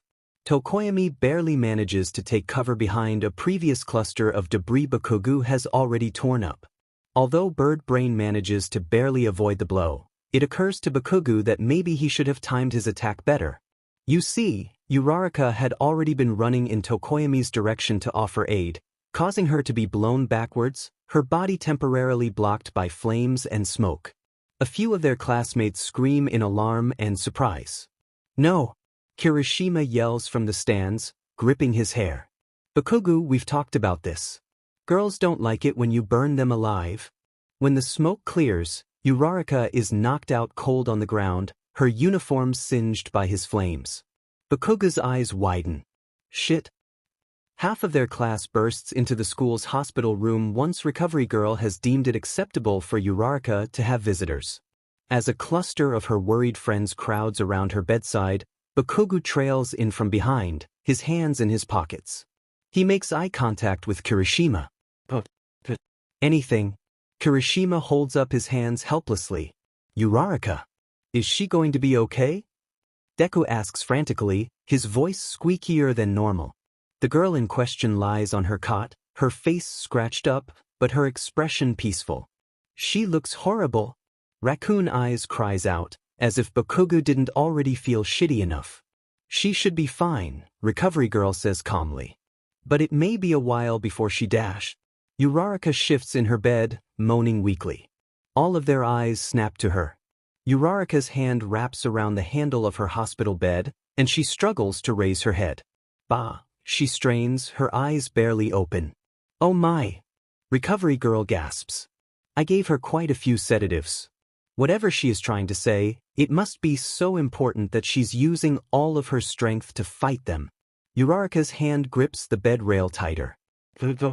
Bakugou's eyes widen, and he feels himself being literally shoved to the front of the room by Kirishima. Deku moves out of the way in shock. Bakugou stares down at the girl, his eyes wide. Don't just stand there, Kaminari hisses. Apologize to her. Bakugou clears his throat. Cheeks? Bakugou, Uraraka strains again, her eyes squinting. Tell Bibaku. Tell Bakugou what? Siro presses from the background. Yeah, tell me what? Bakugou snaps, becoming more on edge as the seconds tick by. Tell Bakugou that I. Oh my god, Ashido claps a hand over her mouth. Is this what I think it is? I think he's. A love confession? Hagakure gushes in an excited whisper. Bakugou feels Kirishima press a hand to his shoulder in support. The blonde leans down further, his back impossibly stiff. He can't even feel the air in his throat anymore. He's so Uraraka tenses her entire body. Stupid? She immediately collapses back onto the bed, passed out cold. Silence. Well, Recovery Girl says, this is awkward. Kaminari wheezes. Arg. What are you extras looking at? Bakugou whips around as 2/3 of his classmates do their best to hide their snorts of laughter. Kirishima hastily steers him out of the hallway with Raccoon Eyes in tow, before Bakugou has a chance to tear all of them new assholes. When they're finally in a secluded hall of the school, Kirishima runs a hand through his spiky, red hair, laughing nervously. Alright, so minor setback in our plan? That was minor? Ashido asks incredulously. He practically blew her up. Stop talking like I'm not here, Bakugou barks. He grits his teeth. It's not like I meant to blast her ass, she just got in the way. So you're blaming this on her? Kirishima frowns. Not cool, bro. Bakugou releases an animalistic cry. Fuck. This is all your fault. Why I ever agreed to this stupid guide of yours in the first place is beyond me. You think I can't tell what's really going on in that damn head of yours? You're just doing all of this to make a laughingstock out of me. Kirishima doesn't anger easily. He doesn't. Once, on the subway, a woman dropped an entire birthday cake on his lap, and he didn't even mind because it was funfetti. There isn't much that gets him riled. But Bakugou accusing him of not being a good bro? Oh hell nah. Now wait just a second, Kirishima growls, jabbing him in the chest with his pointer finger. You think this whole time I've been doing this to make fun of you? What the hell do you take me for, man? I take you for a goddamn liar. Bakugou yells, spit flying off his lip and landing on Kirishima's cheek. Well, screw you. Screw you. No, screw you. No, screw you. You guys can screw each other later. Ashido cuts in before things get too heated. What's important now is that Bakugou fixes things with Uraraka. I'm sure she'll understand if he just apologizes and admits it was an accident. Kirishima crosses his arms and pouts. Bakugou admitting he's wrong? Can't picture it. But maybe that just makes me a bad bro. Bakugou growls angrily, his fists clenching and unclenching. Finally he releases an annoyed breath, exhaling like some grand, reptilian beast. Whatever. You're not all that shitty, alright? I was just pissed, he mutters, glaring daggers at the floor. Kirishima turns around, his eyes sparkling. Not all that shitty? You mean it? Hey, what are you doing? Bakugou yells as Kirishima envelopes him in a manly hug. Don't worry. We'll fix this, bro. I promise. Kirishima whispers into his ear. Should I leave? Ashido asks with folded arms. The following day Bakugou slams the infirmary door behind him with enough force to jerk Uraraka awake from her nap. Shit. Maybe he shouldn't have done that? She rubs the sleep from her eyes, sitting up shakily. Bakugou? Is that you? What? Did I make you go blind or something? He grunts as he comes to her bedside. But his eyes jerk down to the faint burn marks along her neck, and he winces. You're not dead, are you? She chuckles. I don't think so. She pauses. Did you come to visit me? Bakugou's neck suddenly feels really hot. Call it what you want. I don't care. Uraraka smiles. Well, I'd like it if you were. Goddamn, what is the thermostat even set to in this place? I brought you something. He slams a small gift basket into her chest with enough force to knock her back onto the bed. Uraraka blinks up at the ceiling before slowly rising again. You did? Bakugou, you really didn't have to. She picks up the basket in her hands and examines it. Bakugou glares off to the side. Yeah, well, think of it as getting even for kicking your ass. She raises an eyebrow. You do realize we were supposed to be on the same team, right? Bakugou sneers. Course I know that. Now are you gonna open it or not? Okay. Uraraka unwraps her present with trembling figures, and Bakugou hopes it's because she's excited and not because he's given her head trauma. When she opens the top she stares down into the basket. Well? Bakugou demands, his lower back sticky with sweat. She blinks up at him. Chocolate manju? Do you not like it? Bakugou snaps, trace amounts of anxiety in his voice. Uraraka takes a dessert and pops the whole thing into her mouth, so her cheeks swell to twice their size. Delicious. Thanks Bakugou. Don't choke to death, Bakugou deadpants. Uraraka swallows, taking another pastry and holding it up to him. Want one? Bakugou stares. It's your gift. I know. Which means I get to share if I want to. Before he can snap something back she's shoving the manju into his mouth, and his eyes widen because, is it just him or were her fingertips just in his mouth? Aren't they good? Uraraka insists. Bakugou swallows the dessert. Tsh course they are. I made them. Uraraka's jaw drops. You made them? That's so amazing. Who knew you were such a good cook? What are you saying? Bakugou demands. But then she laughs, and her cheeks are big again, and fuck it, maybe he owes Shitty Hair another apology after all. Where in the hell are you taking me now, Shitty Hair? Oh, you'll see, Kirishima replies casually as he leads Bakugou down the hall to his dorm room. It's probably for the best that he keeps it vague. He hasn't exactly told Bakugou that the next phase of his guide is to teach him to flirt, mostly because he values his skin on his body. So what better way to break the news than with a good old-fashioned ambush? As soon as Bakugou steps through his doorway, Kirishima gives him a shove and shouts, "Now, guys." Immediately the rest of the Baku squad emerges with rope and duct tape, and they're on him in an instant. Arg. What I'll kill you all. Bakugou shrieks, right before Shiro gags him. Kaminari and Ashido work on binding his legs while Kirishima takes one for the team and deals with the wrists. When Bakugou is fully restrained, they plop him into Kirishima's desk chair, the former twisting violently. "I'm sorry it has to be this way, bro, but you'd never hear me out otherwise," Kirishima explains, wiping sweat off his forehead from the effort of subduing his best friend. He's kind of cute when he's all tied up and can't hurt us." Kaminari reaches over to pat Bakugou on the head, but the explosion quirk user tries to lunge at the other boy, so he retreats. "Don't you think the gag is a little much?" Ashido questions, frowning. "I mean, how is he supposed to practice flirting if he can't speak?" "We'll worry about that later," Kirishima waves it off. "Now Mina, you give him the rundown while Kaminari, Shiro and I get to work? Right?" Kirishima wishes he could stick around to hear his girlfriend's advice on how to flirt, if only to offer her moral support against her obviously unwilling pupil. But he's got other things to take care of. After 20 or so minutes away from his dorm, Kirishima returns with Shiro to find an ungagged and surprisingly tame Bakugou. That's not to say he's content by any means, quite the opposite, if his murderous glare and curled lip have anything to say about it. Kirishima claps his hands together. "How did it go?" he asks Ashido. His girlfriend smiles. "Good. I think he gets the gist. Of course, we won't know until he practices for real. Way ahead of you, babe." "Oh, Yurikakeya." Bakugou's head jerks up in what Kirishima thinks is alarm, and the redhead can't blame him. But he wouldn't just dunk his bro into the deep end without warning. First they've got to kick around in the shallows, or in Bakugou's case, at least dip a freaking toe in the water. Kirishima and Shiro part to reveal Kaminari, dressed in a messy, light brown wig and one of Ashido's school uniforms. His face is smeared with makeup, his eyelids a heavy purple while his lips are stained with red. Bakugou grimaces in disgust. "What the actual fuck am I looking at?"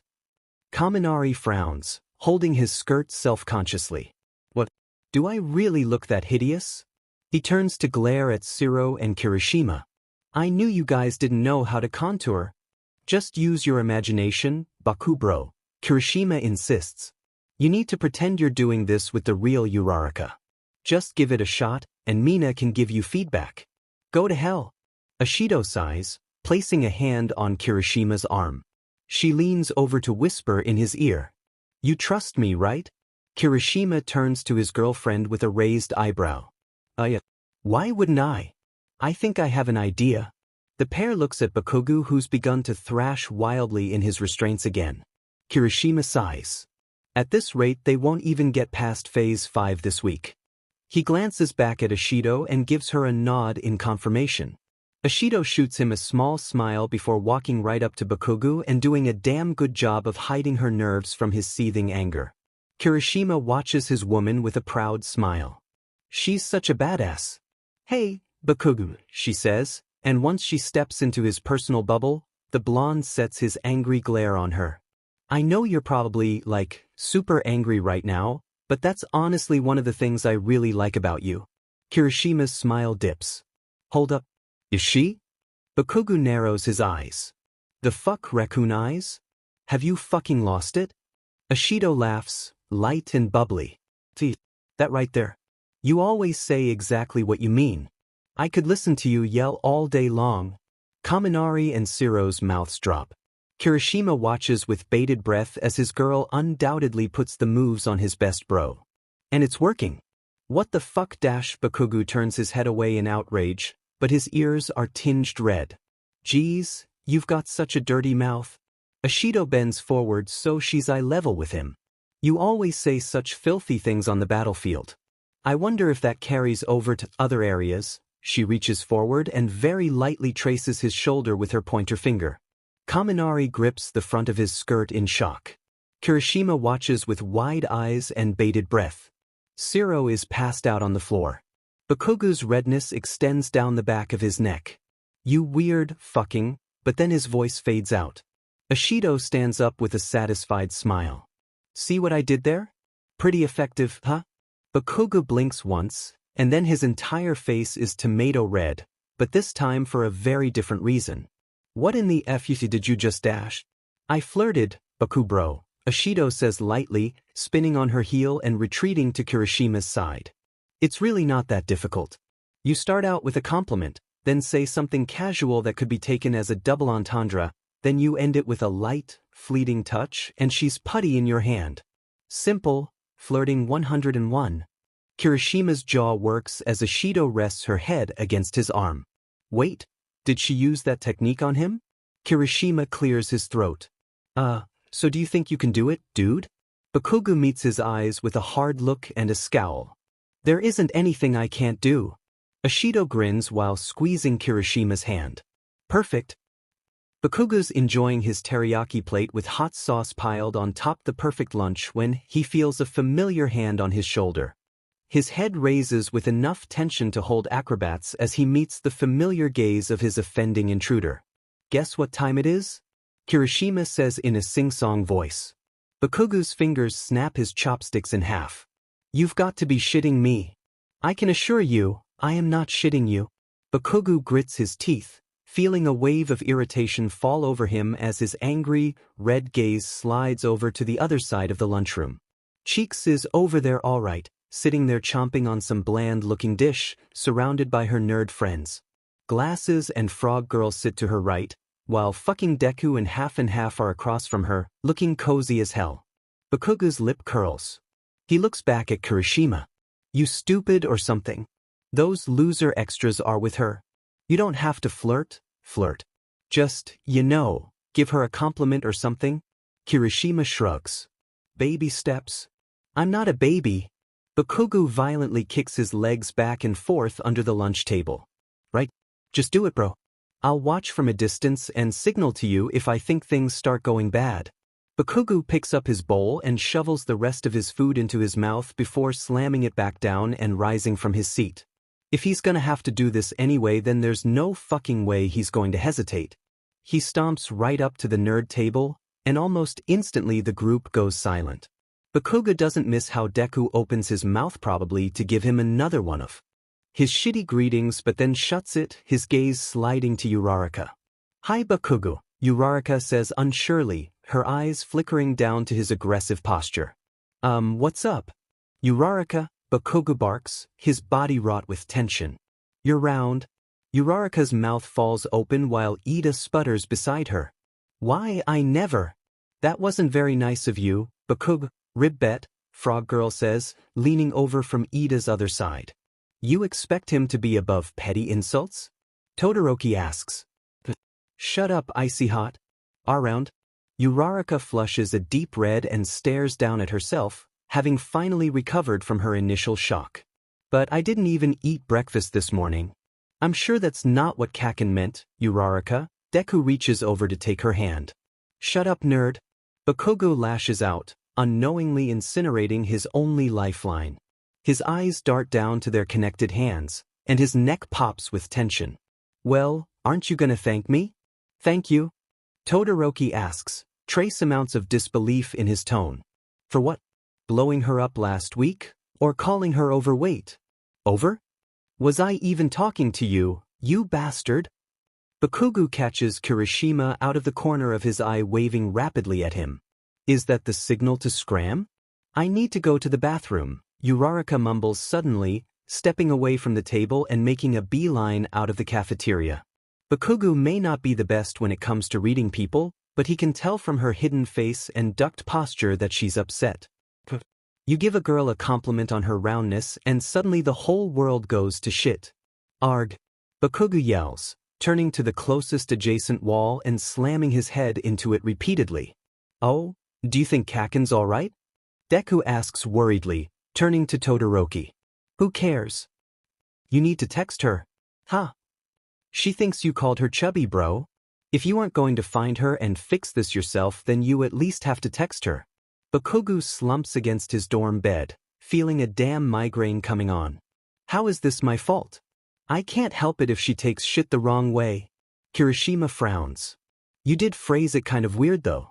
I mean, what were you even trying to say? That she's round? She's got pink cheeks and a chubby face? That's not exactly a compliment." "The fuck it isn't." Kirishima pauses. "Wait, were you trying to tell her that she's cute?" Bakugou growls, his head sinking into his shoulders when he notices the redhead's face light up.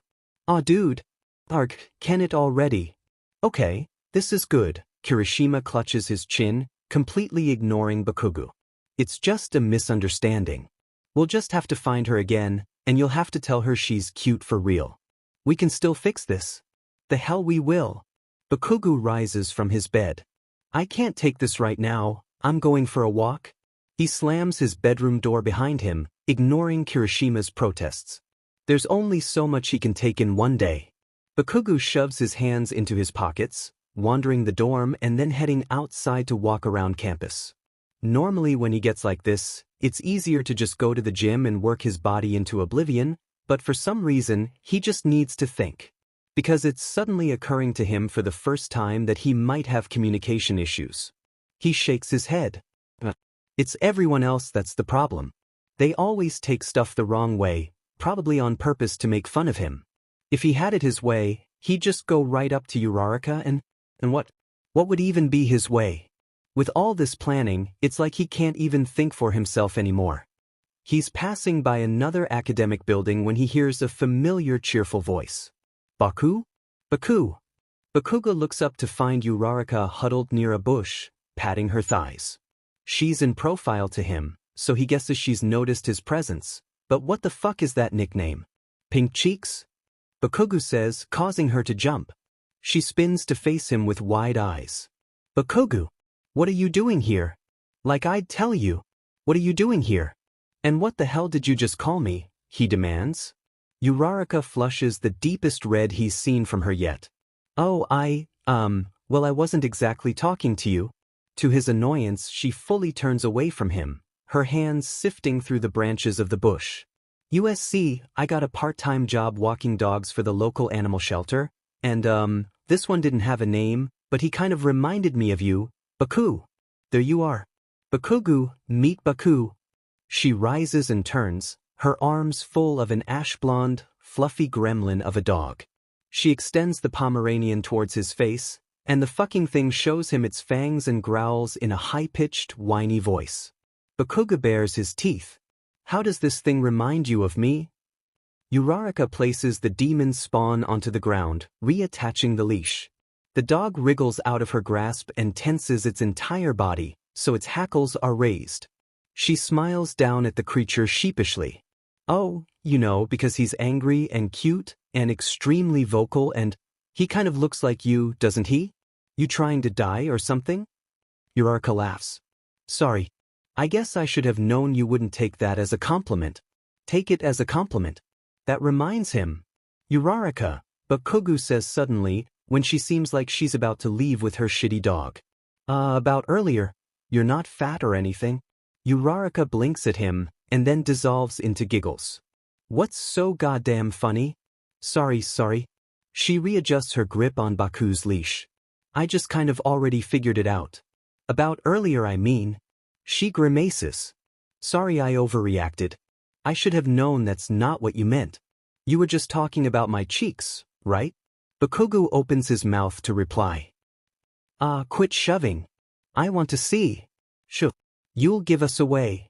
You're the one that's being loud." Kirishima and the rest of the Baku squad huddle behind their own bush, completely concealed from the pair's view. As soon as Bakugou had stormed out, the redhead had tailed him, and when he ran into a certain gravity quirk user, the squad was only a quick text away. "It looks like he's going to make it up to her," Ciro whispers, parting some of the bush's branches to get a better look. What's with that weird dog? Kaminari asks, but is immediately shushed by Ishido. Quiet. I want to see if he's going to use what I taught him. Come on, Bakugou bro, Kirishima thinks, his fingers digging into the ground. You can do this. You were just talking about my cheeks, right? Uraraka asks with a smile. Step 1. Give her a compliment, Ishido whispers next to Kirishima. Bakugou opens his mouth to reply. Yeah. They're round. You really seem to be obsessed with my face, huh? Uraraka raises an eyebrow, but her smile is still in place. Step 2. Ishido murmurs, double entendre. Not my fault you've got squishable cheeks. The Bakugou squad clenches their fists in anticipation. Kirishima's heart is rapidly beating in his chest, the bass enough to cause his entire torso to tremble. Squishable cheeks? Uraraka blinks. They're not that squishable. Step 3. Ishido whispers, gripping Kirishima's hand in excitement. A casual touch. Bakugou scoffs. Says you? He steps into Uraraka's space just as she looks up at him. He reaches out with both hands and takes each cheek between his fingers, spreading her face and gently pulling them apart from her gums. The Bakugou squad watches in silence. Kaminari is the first to recover. I'm not sure what I'm looking at here. But I'm not upset. Ishido rubs her temples. He has his own style, that's for sure. This is still progress, Kirishima whispers excitedly. Shoo. I can't hear what they're saying, Shiro hisses. Bakugou. Uraraka laughs between his hands, placing hers over his to pull them away. You're so weird sometimes. Huh? You're the one that looks weird, he replies, shoving his hands back into his pockets, the back of his neck red. So let me get this straight, Uraraka says suddenly. You were trying to actually compliment me in the lunchroom today? I thought you didn't even like me that much. Kirishima grits his teeth. Careful, bro, don't shut her out, but don't say anything weird. Bakugou ducks his head slightly. The squad never gets to find out what Bakugou would have said, for at that moment Bakugou fastens his teeth to Bakugou's calf, clamping down with a vice grip. Bakugou! Uraraka gasps. Arg! Get this demon shit off of me! Bakugou shakes his leg violently, while Uraraka tries to tug the dog off of him. Bad Bakugou! Bad Bakugou! She chastises frantically. Bakugou is not a chew toy. I'm gonna fry this little shit. Get the fuck off. Should we help him? Shiro asks from behind the bush. Nah, I've expended my Bakugou favors for the week, Kaminari decides, rising. My face is still itchy from all that makeup. Yeah, besides, we can't let them know we were here, Ishido remarks, watching the chaotic scene with a smile. I'm so happy he took my advice. Kirishima smiles as his friend gets attacked by his Pomeranian lookalike, his crush trying in vain to save him. This is so touching. Bakugou's really come a long way, hasn't he? It's only when the squad walks away does Kirishima remember that Uraraka had also called his bro cute. Despite Phase 5 being a success, Kirishima encourages Bakugou to flirt with Uraraka at least once a day to ensure they don't lose any of the ground they've gained. It's crucial they stay on their high from last week, especially since Phase 6 is a progress report. Kirishima informs his bro that he doesn't actually have to do anything new this week, something he's sure he appreciates. The blonde had been getting a little cranky with his and Ishido's constant light-hearted pressing on his flirting techniques. And to the boy's credit, he has been doing pretty well. That's not to say he hasn't had his off days. Once, when Bakugou was pressed for time but needed to get his daily flirt in, Kirishima watched as he accosted Uraraka in the hallway, shouted "You're round," and then went for a back pat, but ended up accidentally pushing her down a flight of stairs. The gravity user was okay, her quirk made sure of that, but the incident made Kirishima consider that perhaps the blonde needed a bit of a break. So that's why it's his turn to step up to the plate. All you've got to do tonight is chill out, bro, don't you worry about a thing, Kirishima says as he puts on a fresh t-shirt. The rest of the squad and I are going to meet some classmates at the arcade. It'll be the perfect opportunity to strike up a conversation with your soon-to-be lady. You better not say anything dumb, Bakugou threatens from Kirishima's desk chair. No way. Bakugou glares. Kirishima's smile drops. Mina's going to be doing most of the talking anyway. But, He pauses to waggle his eyebrows. If you're so interested in what Uraraka has to say for yourself, you could always come along dash. Bakugou snorts, slumping further in the chair as he glares up at the ceiling. You think I want to be around a bunch of screaming extras all night? I've already got a big enough headache with you around. Hurtful, but I get your point.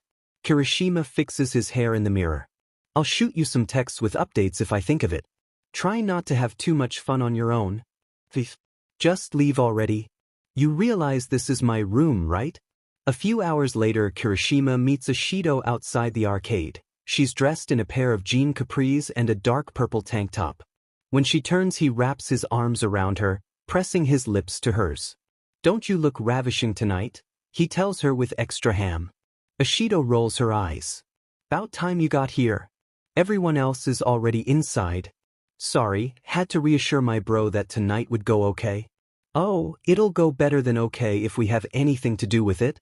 Ashido sends him a wink and withdraws from his embrace, taking his hand. Now come on. The arcade is packed with their classmates, both from 2A and 2B. It's student discount night, so Kirishima isn't really surprised.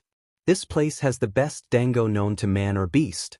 Speaking of dango, Uraraka, Midoriya, Todoroki. Kirishima waves at the trio, right as Siro and Kaminari join him and Ashido. You guys down for some games? Hi Kirishima, Deku greets as he and his friends approach. Sure. We just bought a whole roll of tickets. Well, Shudo did anyway, he adds sheepishly. Todoroki nods. Tickets are on me tonight. Dude, you're so cool. Kaminari exclaims. Maybe hotly cool. Don't hurt yourself, man, Siro remarks dryly. Which game do you want to play first? Ashido asks. How about you, Uraraka? Uraraka looks up, and Kirishima's only now noticing she's been on her phone the entire time. I don't care. Why don't you pick Todoroki? Since you're paying? Sounds fair to me, Kirishima chirps. Todoroki nods once more. How about we start with one of the racing games then? The group makes their way over to the stations, but unfortunately only 5 are available. I don't mind waiting for my turn, Uraraka offers, and Kirishima volunteers to sit out as well. As their other friends start racing, Kirishima makes sure to lean over and cheer them on as enthusiastically as he can. Come on Denki, you really gonna let Mina wreck you like this? He goads good-naturedly. Hey, it's harder than it looks. Kaminari protests. Kirishima laughs, his eyes sliding over to Uraraka. It looks like she's just finished sending a text. She slides her phone into her pocket, but then it vibrates, so she immediately pulls it back out again to check the screen. Kirishima, curious and a bit nosy, leans over to see if he can glimpse the characters of the name she's texting, but all he can see is a chili pepper emoticon. Bakugou lies in his bed, texting furiously. There's no way in hell he's going to let her get away with this. You saying I can't have fun? He ends up texting. She responds within seconds. I'm saying it's highly unlikely, Mr. Grumpy. B, that better not be a new fucking nickname. You, what's wrong? You don't like being called insulting names? I think I know the feeling. B, what are you implying? Cheeks isn't a fucking insult, gas for brains. It's what you are. Do you ever get tired of typing out all those swear words? Seems exhausting to me. B, fuck off. Bakugou grins as she replies with one of those stupid smileys of hers. She only does that when she doesn't know what else to say. Basically, he's won. He pauses as she starts typing again, and his eyes flicker down to those familiar 3 dots. Those 3 dots have become the bane of his existence, and also the cause of his very slight, excited nausea. So I guess I won't see you tonight then? He rolls his eyes. How many times does he have to say he doesn't want to go to some dumb arcade? As tempting as it is to tell her to fuck off again, he remembers Pinky's and Kirishima's advice about delivery. Maybe he should mix it up with his responses? A light bulb goes off in his head. Some biting sarcasm ought to shut her up. B, not unless you want to drag your ass to my room. He hit send. He grins to himself as the seconds tick by. And then the minutes. And then an hour passes. The grin is no longer on his face. As their group moves on to a different game, Kirishima watches with interest as Uraraka quite literally walks into a wall. No one but him seems to notice as she jerks back, shoving her phone into her pocket hurriedly, her face a cherry red. "Everything okay, Uraraka?" he asks, lifting an eyebrow. Uraraka jolts, as if suddenly realizing where she is. "Oh, I'm fine. Thanks for checking." Huh. Her eyes desperately look elsewhere. "Let's try this new game, okay?"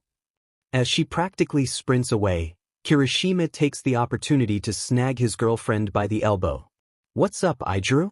I was about to whoop Kaminaris but in virtual boxing. "Rude," the electric blonde calls over to her. "I think we've got a situation," Kirishima says quietly, and suddenly Ishido's entire focus is on him. The redhead clears his throat. "I noticed Uraraka texting someone tonight. Someone saved as a chili pepper?" "A chili pepper?" Ishido frowns. "You mean the emoticon?" Kirishima nods. "The very same. Whatever this chili pepper just sent to her clearly made her freak out. She got all flushed and super weird, and she looked pretty uncomfortable if you ask me." Ishido's eyes widen at the same time Kirishima's do. "You don't think?" his girlfriend asks nervously. "It could be our little chili pepper?" Kirishima finishes, gasping. Ishido narrows her eyes in determination. "I need to get Phase 6 moving before he completely wrecks his chances." The couple rejoins the group. Kirishima watches how Ishido casually scoots her way in between Uraraka and Deku, pretending to observe Siro's and Kaminari's virtual battle with the rest of them. "I bet Bakugou would be pretty good at this game," Ishido muses, her eyes sliding to the shorter girl. "Don't you think, Uraraka?" "Oh, maybe," she responds distractedly. "I think Kaken would be great at this game." Deku remarks happily, and Kirishima winces. "Not the time for pure optimism, Midoriya. It's too bad Bakugou couldn't make it tonight," Ishido continues, looking over her nails. She perks up as if she remembers something. "Oh, Uraraka. I gave you his number, right? You should text him." "I'd do it myself, but my phone died hours ago." "No, he already said he doesn't want to dash," Uraraka starts, and then claps a hand over her mouth, realizing her error. Siro and Kaminari abandon their game as they glance over at the girl, along with Deku, Todoroki, and a semi-pleased Kirishima and Ishido. "You've been texting Kaken, Uraraka?" Deku questions. Uraraka flushes deeply. "Well, sorta, but it was, I don't know." "It's not like that." "Not like what?" Ishido questions calmly, and Kirishima watches in amazement as she goes in for the kill. "Like love?" "Love?" Deku squeaks. "Love?" Uraraka chirps, her feet involuntarily lifting off the ground. "No. I told you it's not like that." "So you don't like him at all?" Kirishima questions, unable to resist any longer. They've already put in weeks of effort into this guide. How can he not hold back from obtaining this progress report? "You wouldn't go out with him?" "Go out with him?" Uraraka's jaw drops. "With Bakugou? If you want I could do some digging," Kirishima offers casually. "Find out if he feels the same. I'm his best bro, so I'm sure I could dash." "I'm sorry, I think you guys are confused," Uraraka interrupts, waving her hands in front of her red face. "I don't feel that way for Bakugou. We're just friends." Kirishima's heart breaks. This can't be happening. His bro is going to be crushed. He can't bear the thought of returning tonight and telling him this. He can't. "So you don't?" The redhead can't even finish the sentence. He bites his fist and turns away. Ishido moves in front of her boyfriend while he has his moment of weakness.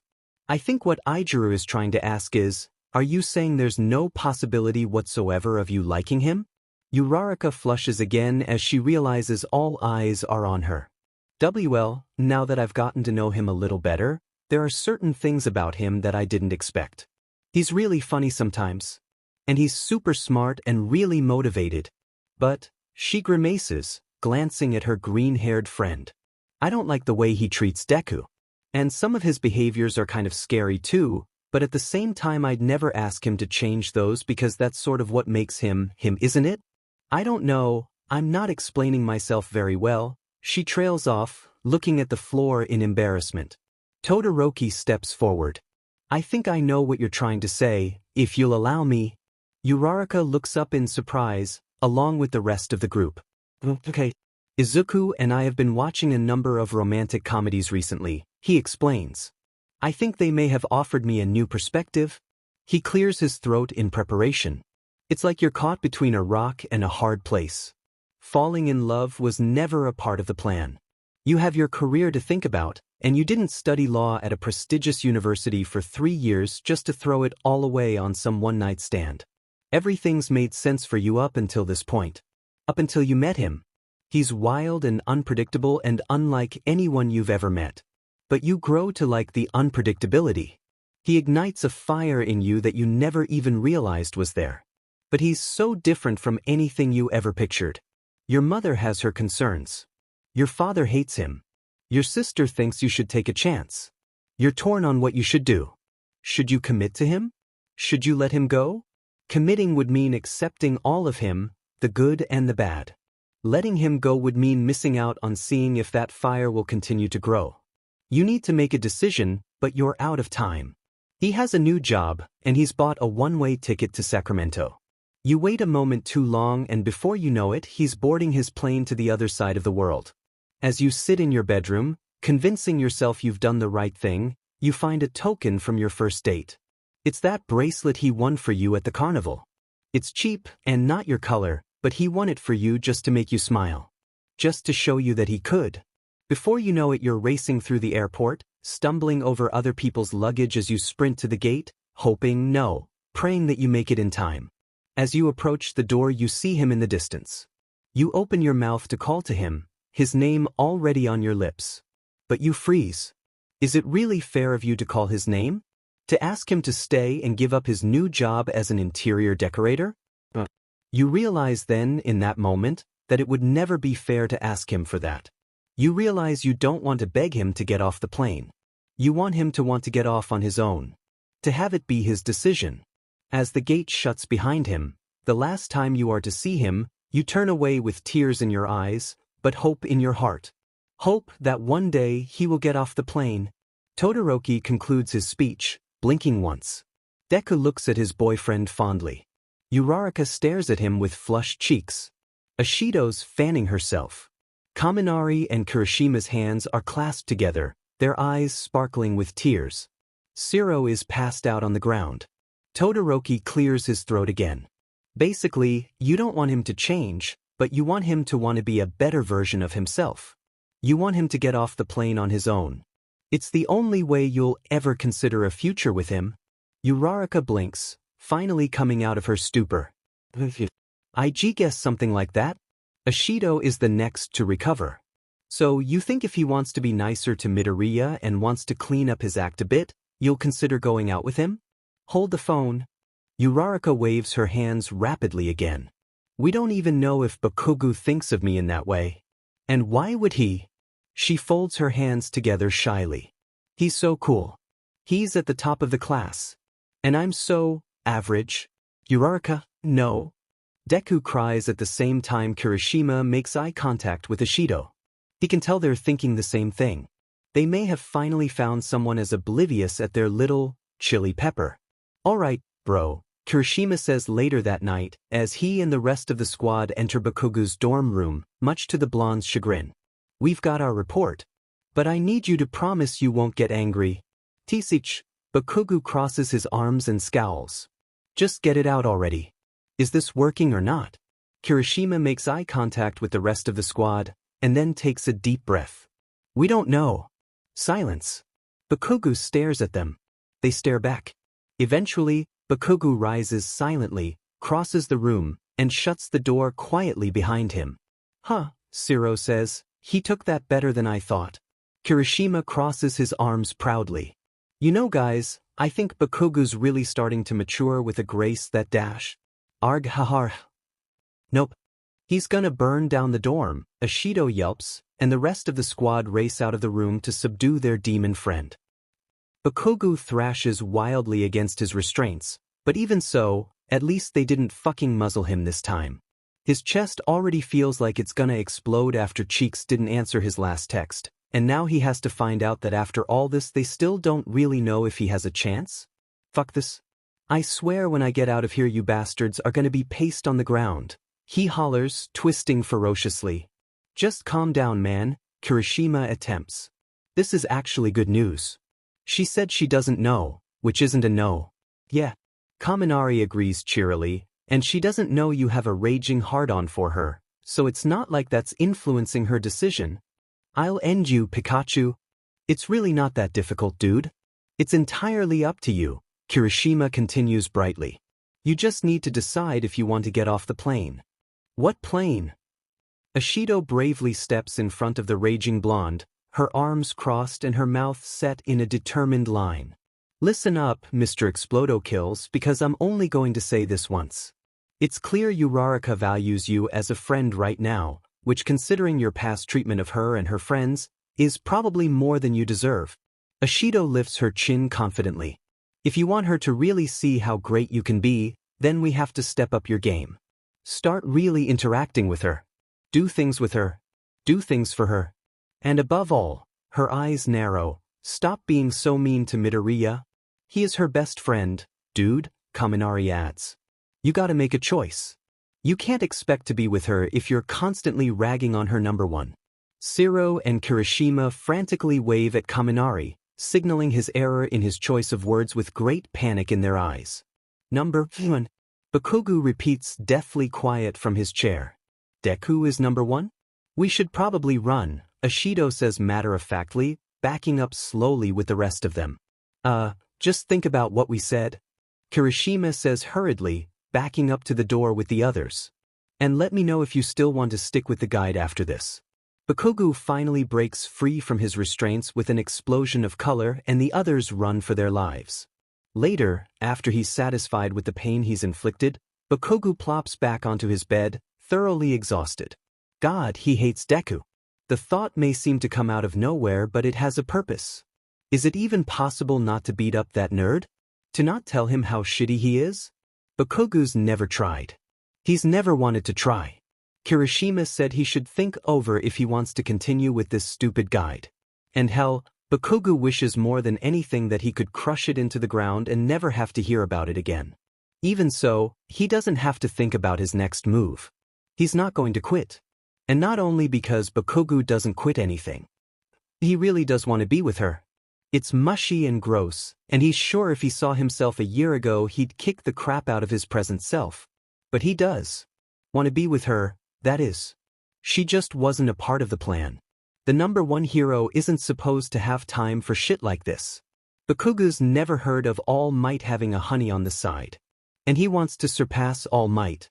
But he also wants her with him. He folds his hands onto his chest, staring at the ceiling when a sudden thought occurs to him. Why can't he have both? Yeah. What better way of surpassing All Might is there than doing everything he does and more while also having a badass woman by his side? He grins to himself, remembering the feeling of adrenaline rushing up his body as the sports festival arena crashed down onto him. That was such a good day. That part of it anyway. It's decided then. He picks up his phone, about to tell Shitty Hair his decision, when he sees the dango emoticon on his screen. Well, it's about time she responded. Sorry, I didn't answer earlier, she writes. Your phrasing just really caught me off guard. His phrasing? Bakugou looks at his last message. The one where he sarcastically demands she show up to his room. What the hell's wrong with it? X her as much. I'm just not really ready for that. B, ready for what? What are you talking about, cheeks?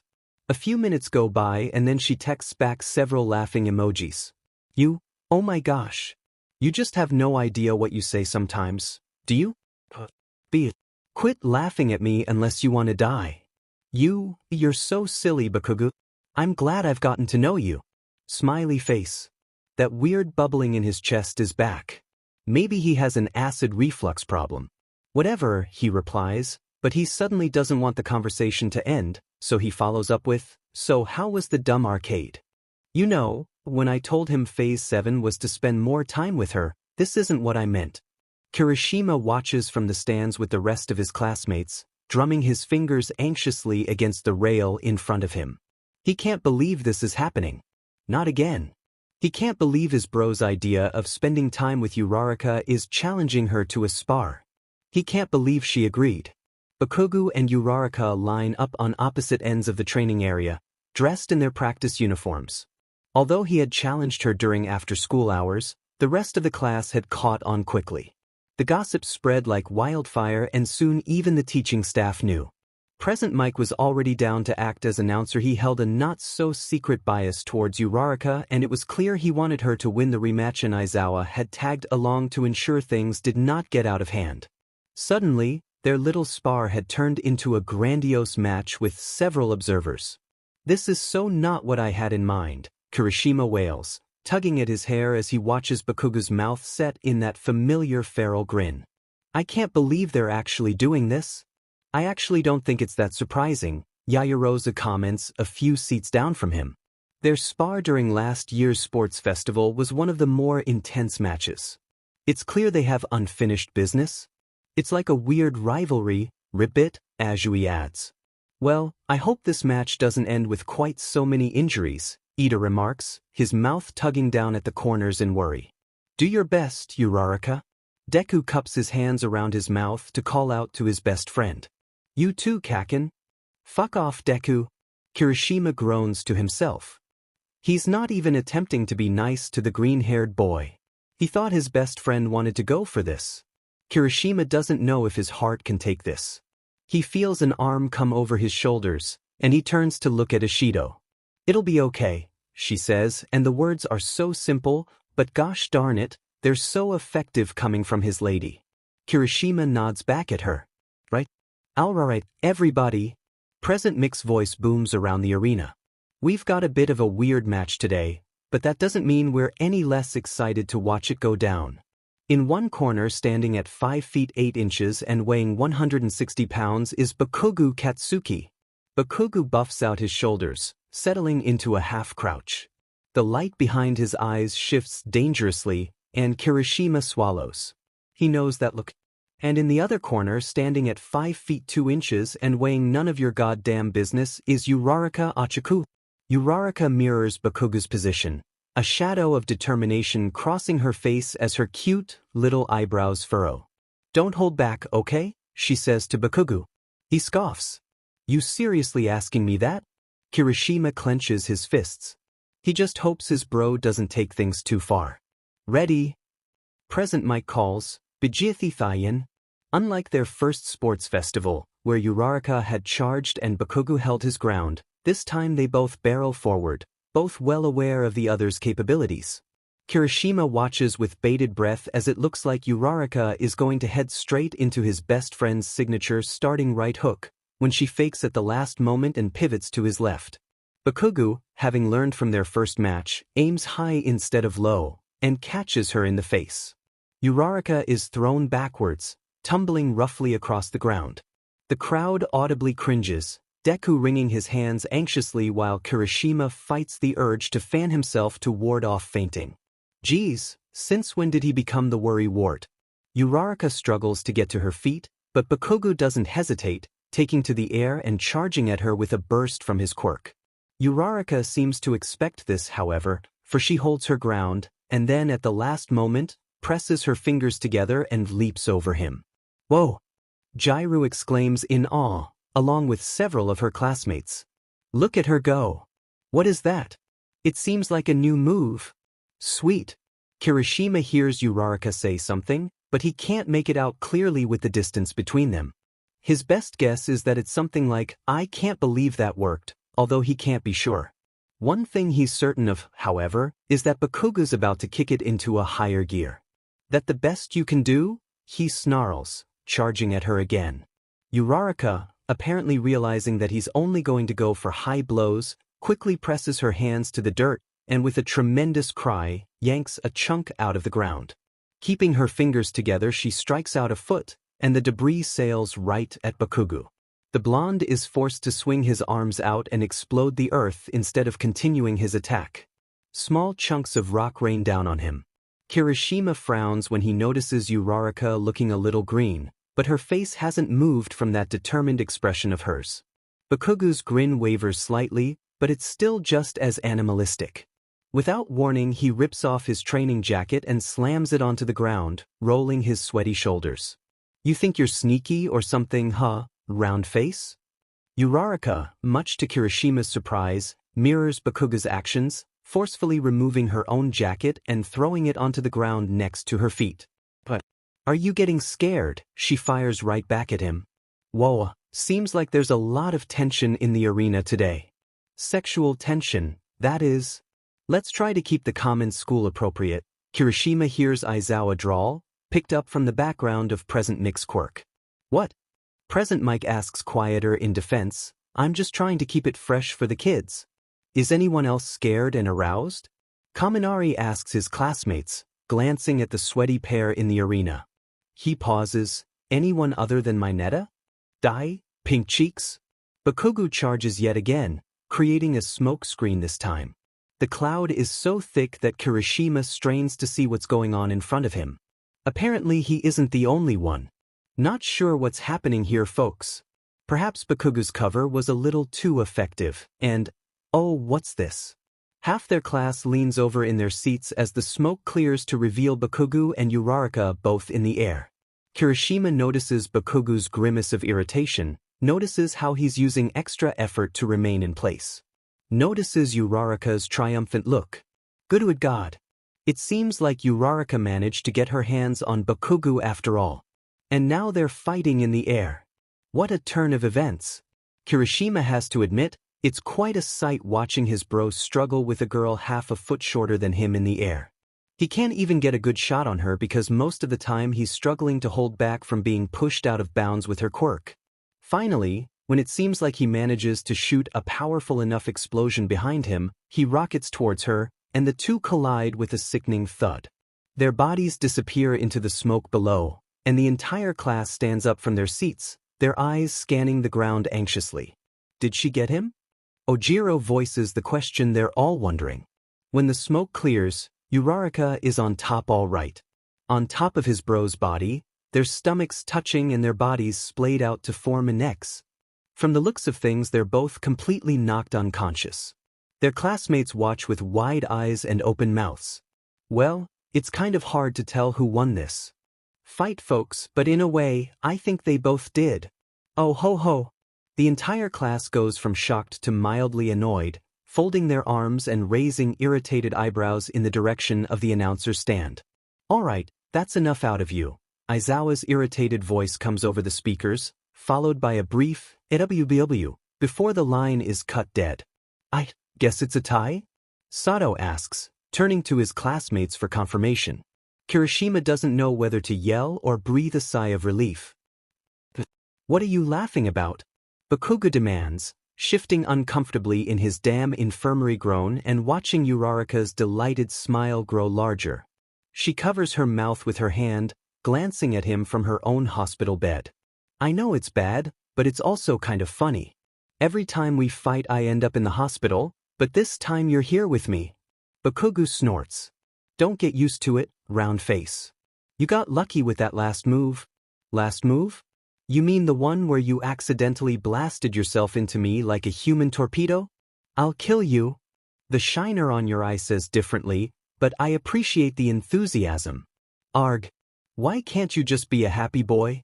Uraraka dissolves into giggles when he sends her his next look of outrage, and despite how annoyed he is, Bakugou watches with vague interest as her cheeks redden with the effort.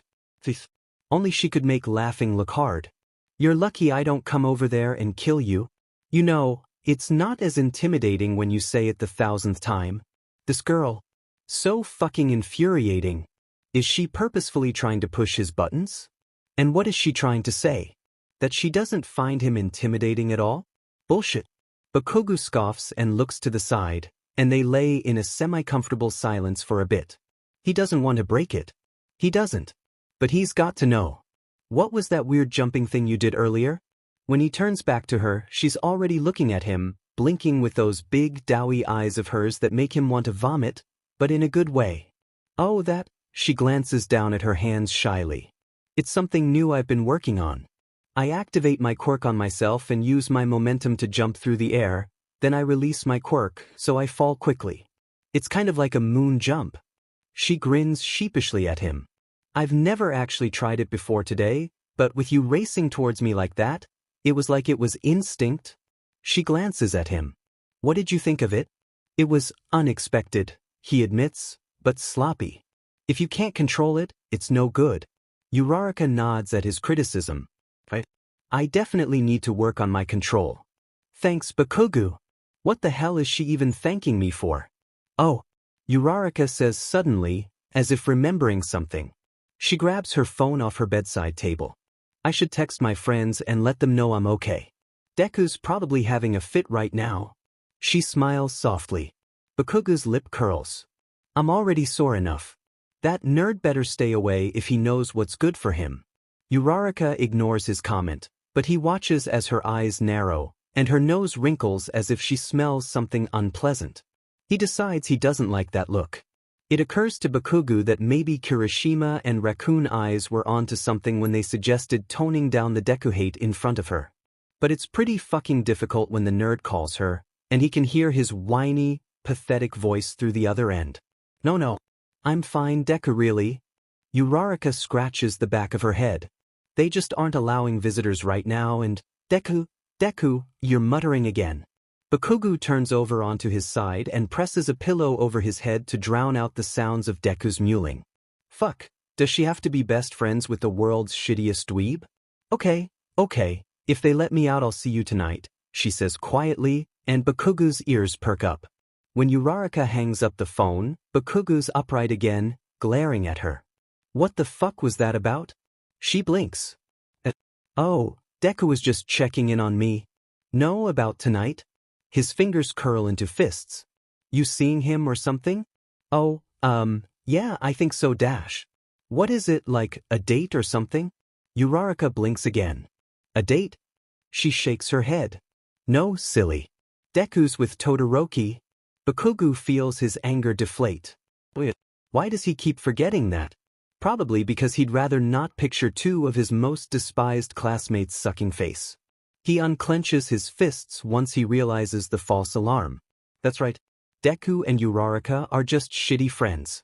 Nothing to worry, get pissed about. They're just spending time together. Shitty Hair's voice suddenly rings in his ear, and Bakugou is reminded sourly of Phase 7 of this stupid guide. Cheeks, Bakugou grunts, and his hands are rapidly growing filmy with perspiration.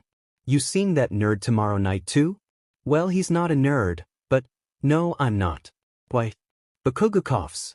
My stupid friends wanted to have a movie night or whatever. You can come if you want. Or don't. I don't give a shit. He chances a glance and sees her hands are folded together in excitement. Me?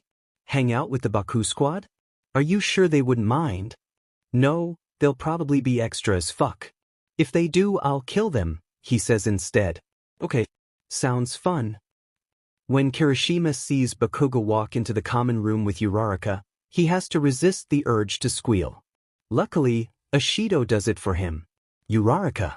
Bakugou didn't tell us you were coming, she gushes, giving the girl a hug, so she can give the blonde a thumbs up behind her back. Bakugou's gaze darkens. I hope it's okay that I'm here, Uraraka says, stepping back. I can always leave if you'd rather it just be you guys. Ah, shut up already, I said it was fine, Bakugou grunts, walking forward and promptly stubbing his toe on a case of soda. Arg. The fuck, Pikachu? How many times do I have to tell you not to leave your shit in the middle of the floor? Sorry man, the other blonde replies sheepishly, scratching the back of his neck. Fuck. This foot was still bothering me too. I think there's an ice pack in the kitchen, Uraraka mentions. Like I'd even fucking be able to make it to the kitchen with all this crap in the way, Bakugou proclaims, gesturing angrily to all of the junk food and soda cans strewn across the floor. Kirishima knows Bakugou's overblowing this because he's irritated. He's used to his friend's dramatics. Uraraka, apparently, isn't quite attuned to his sarcasm yet, for in the next moment she's pressing her fingers to his back and activating her quirk on him. Bakugou releases an outraged cry as she scoops him up bridal style. What the fuck are you doing? Bakugou demands as Kirishima covers his mouth to stifle his laughter along with the others. Uraraka blinks at him. You said your foot was injured. I just thought I should help. I'm not a goddamn baby. But you'd make a lovely bride, Shiro calls over, and the squad finally loses it. Uraraka seems to understand the position they're in, so Kirishima reluctantly watches as she lowers Bakugou back to his feet. Sorry, she says, laughing nervously. Whatever, Bakugou grumbles, the entire back of his neck a fiery red. After everyone settles and they decide on a movie, Kirishima flicks off the lights and swings an arm around Ishido, squeezing her shoulders. She turns to whisper in his ear. I hope you don't plan on actually watching the movie, she murmurs. Kirishima's face flushes a dark red, and he gives her a bewildered stare. Really? In front of everyone? Ishido shoots him a deadpan look. No, you buffoon. I'm talking about them. She jabs him with her elbow and Kirishima follows her gaze to Bakugou and Uraraka, sitting on what was once a pillow fort with Shiro. Bakugou's leaning against the foot of the couch with elbows resting on his knees, watching the screen boredly. Uraraka isn't too far from him, but still far enough where passerby would see them as just friends. Somehow Kirishima doesn't think Bakugou's going to pull a move here. Seems like a missed opportunity. Apparently Shiro thinks so too, because he suddenly shifts closer to Bakugou's left. This movie's supposed to be really scary, the dark-haired boy says, moving into the blonde's personal space. You might have to hold me, Bakugou. Oh, fuck off. Bakugou pushes Shiro over onto the ground, but shifts away from him nonetheless, unknowingly sliding closer to Uraraka. Kirishima smiles as he and Shiro make eye contact. Genius. They're sitting close enough now that if they get any closer their shoulders will brush. The redhead has to stifle a bout of evil laughter. Oh yes, everything is going according to plan. Bakugou isn't good with plans. He won't admit it, rather he'd argue that he's so strong he doesn't ever need a plan. He doesn't need to think, he just does. It's always been that way for him. But right about now he could use a fucking plan. The fuck if he knows what he's supposed to do. Kirishima had insisted he invite Uraraka to more things, and now that she's here with him, what next? Is she even having a good time? Or does she think this is as lame as he does? Movies are always good first dates because you can really test boundaries, Raccoon Eyes had blabbed. A good way to test them is by brushing a foot up against hers, or if you want to be extra bold, just stretch and wrap an arm around her shoulders. But Bakugou's already done his stretches for the day, so he doesn't know why he'd need to do any more. He subtly glances over at Uraraka. Her eyes are wide and intensely focused on the screen, her face half hidden behind her knees as she peeks over them. Of course she'd get scared over something stupid like this. Take on the League of Villains or go up against him, sure no problem, but watch a shitty movie with bad effects? His nostril twitches as she starts tapping her index fingers together anxiously. He rolls his eyes. Don't piss yourself, he hisses to her. She jumps at the sound of his voice and he rolls his eyes again. You're not scared, she asks disbelievingly. Are you kidding me right now, Cheeks? This is baby stuff, right? And we've already concluded you're not a baby, she whispers back, her eyes shining mischievously. Before he can open his mouth to full-on shout something at her, her eyes take on that anxious look again. I just hate the jump scares. I used to be able to watch these types of movies, but only with my parents. It's easier when someone holds my hand.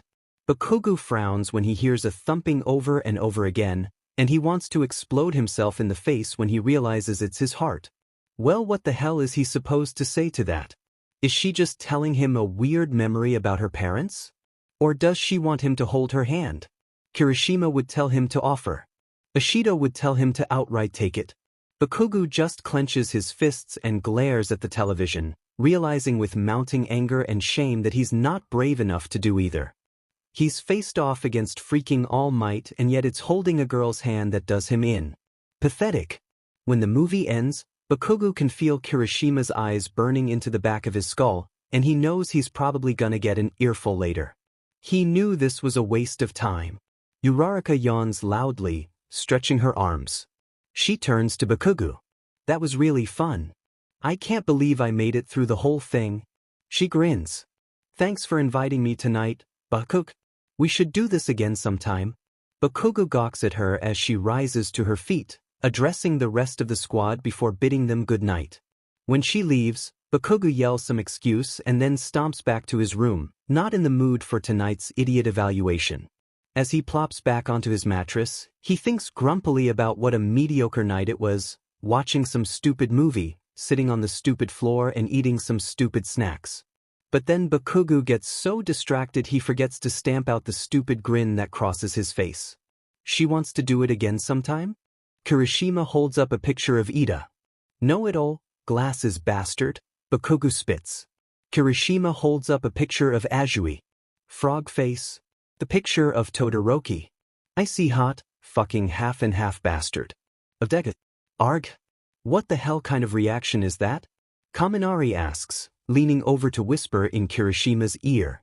I don't know, the redhead admits, but he does that every time I hold up Midoriya's picture. It's okay though. I think we found our answer. Kirishima tucks away the photos and crosses his arms. Alright Baku bro, since the next phase is becoming closer with Uraraka's friends, and it doesn't seem like you're exactly ready to do that with Midoriya, I think Azui is your best bet. Ooh. Kirishima sighs. Froggy. Bakugou raises an eyebrow. Froggy? Seriously? Kirishima shrugs. You had the best reaction to her out of all of her other close friends. Plus, I happen to know that Azui likes to sit in the quad on partly sunny days like today. So why don't you just go out there and dash? Forget it, Bakugou grunts, standing from Kirishima's desk chair. This phase is stupid as hell. Why do I need to become friends with her nerd group? I only want her. Wouldn't it make her happy though? Siro asks, speaking for the first time since they've started this little exercise. Isn't that important to you? Bakugou is silent, and Kirishima hopes that it's a good silence. Listen bro, I wish Mina were here to give a second opinion, but she's busy getting ready to host girls' night tonight. So we're on our own. He pauses. Now that I think about it, maybe I should see if you can snag an invite. It'd be great to dash. No fucking way am I braiding hair, especially past 9 p.m., Bakugou spits. Kirishima wonders why the latter part seems more offensive to his blonde friend. Kaminari leans back against Kirishima's wall. Gotta agree with Bakugou on this one. Girls' night is so overrated. I mean seriously, Kirishima.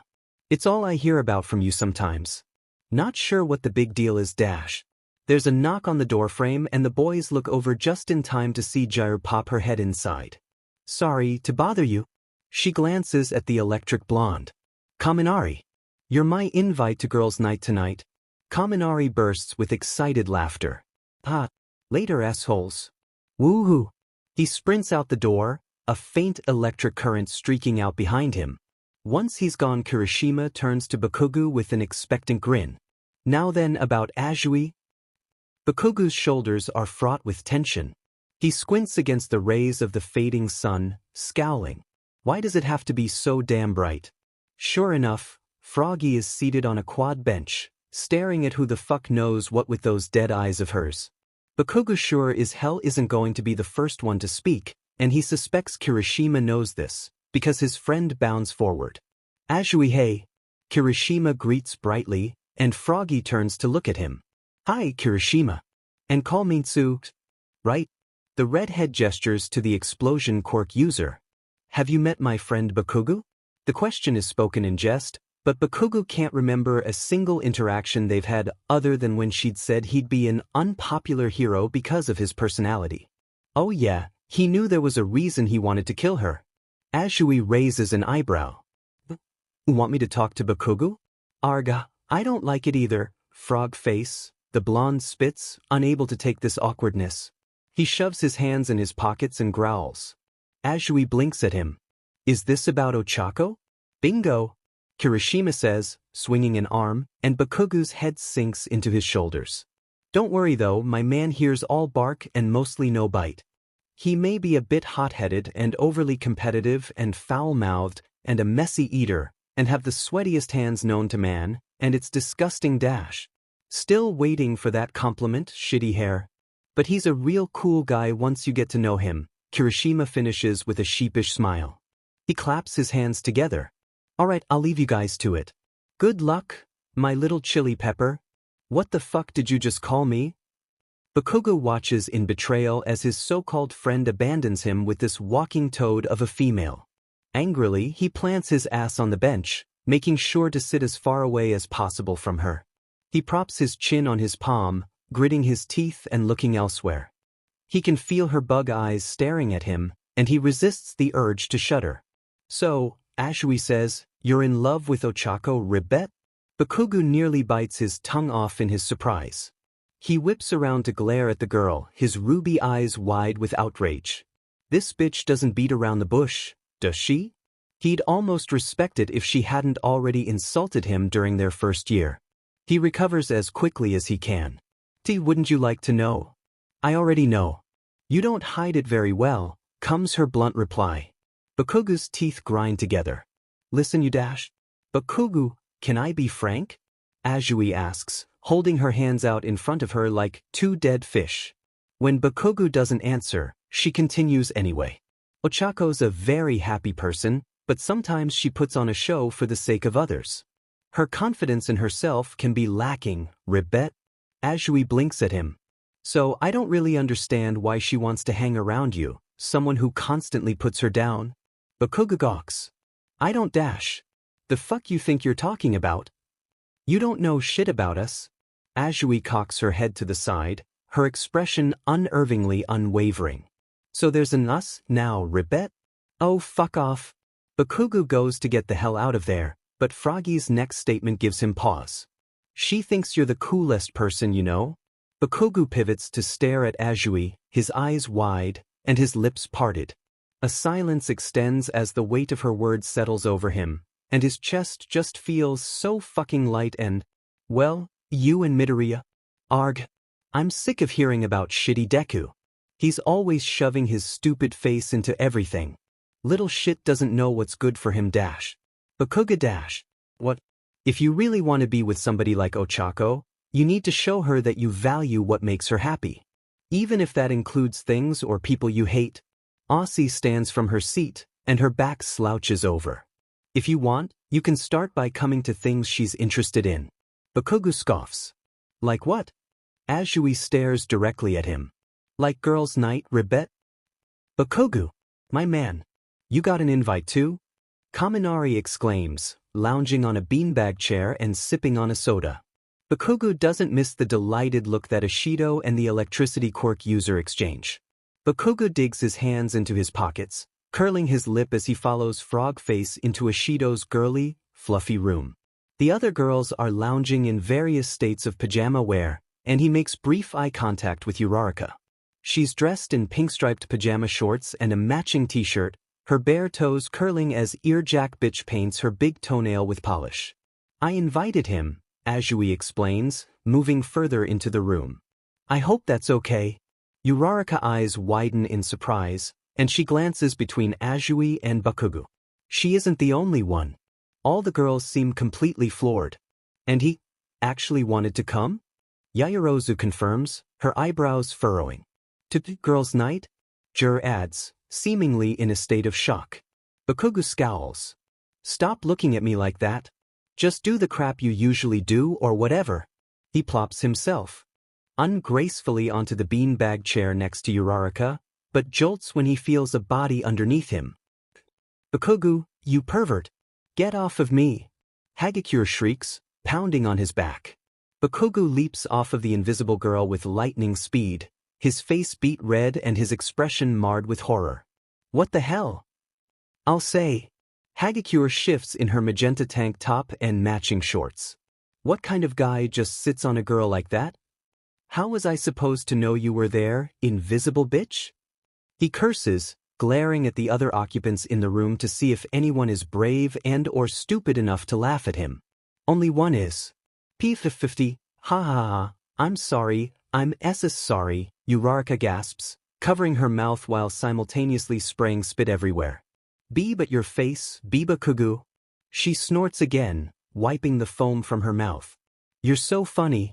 Bakugou's ears feel like they're going to melt off as the others regard him warily. Clearly they're preparing for an explosion, but Bakugou's just embarrassed more than anything.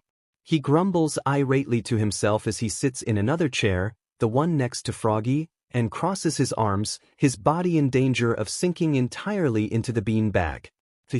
At least she thinks he's funny.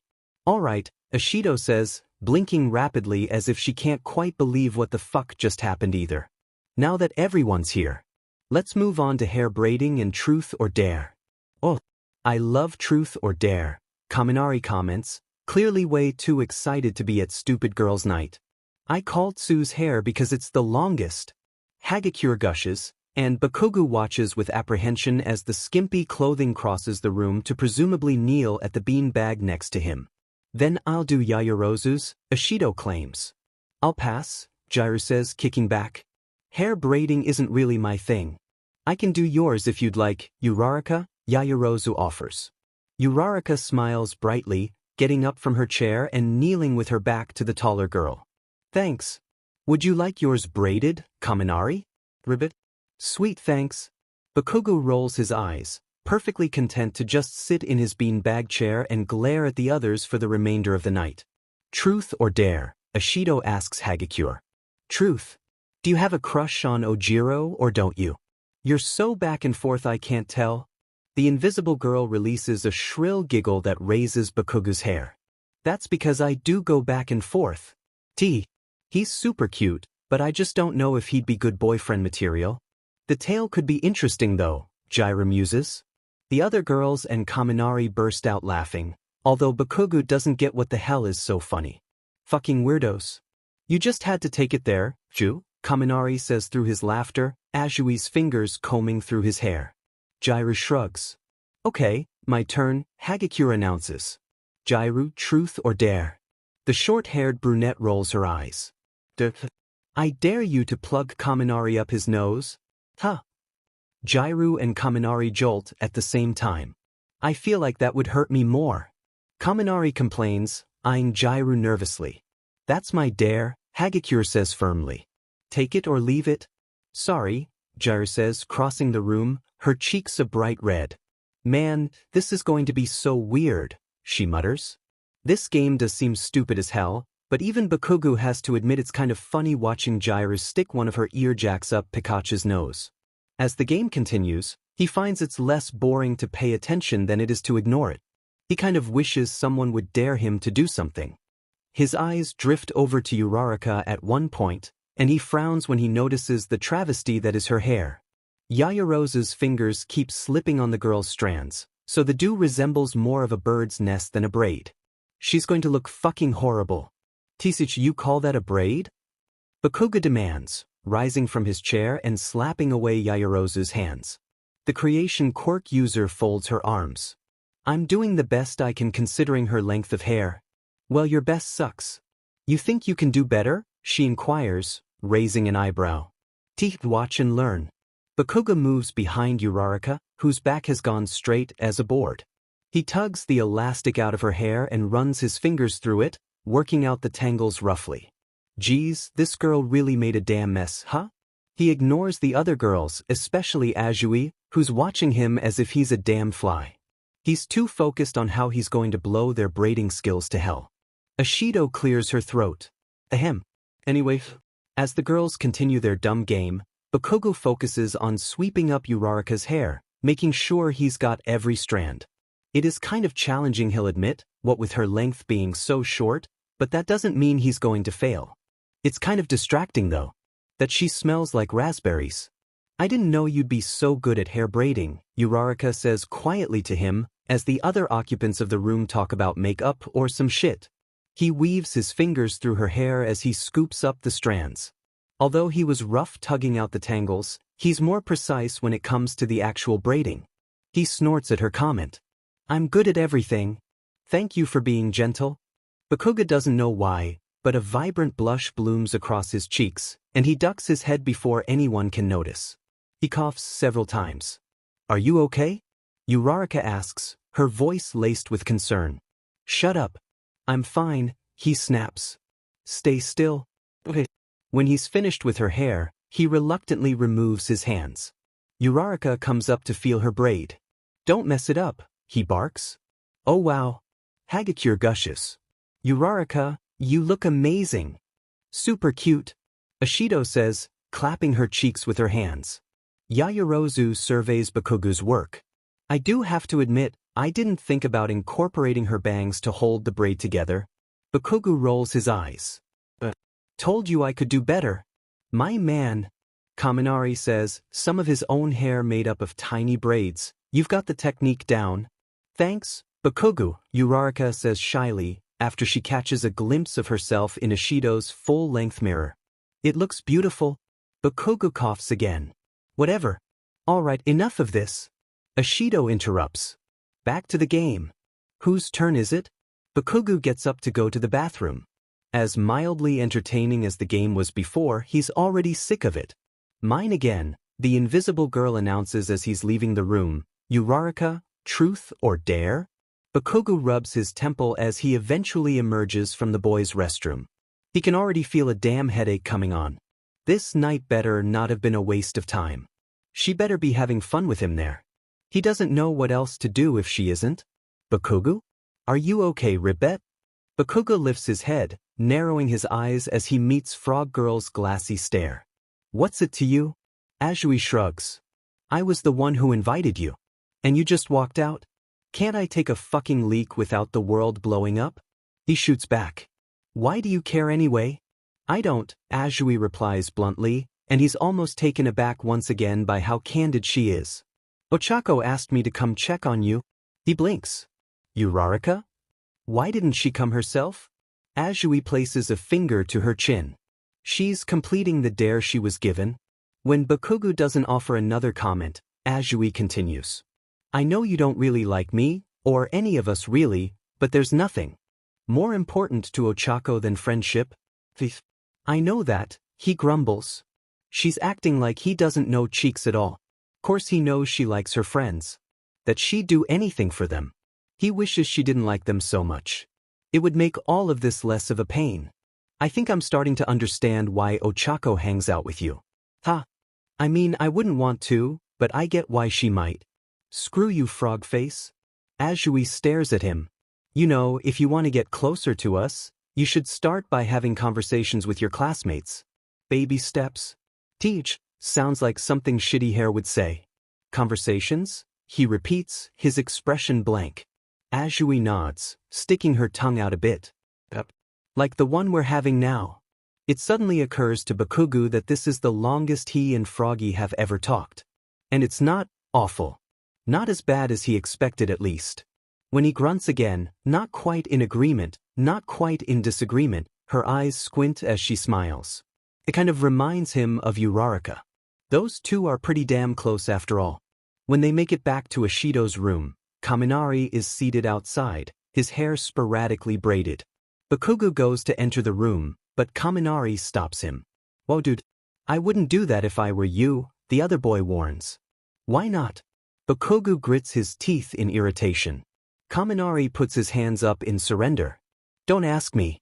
Uraraka's completing their dare. They kicked me out before I could hear what it was though.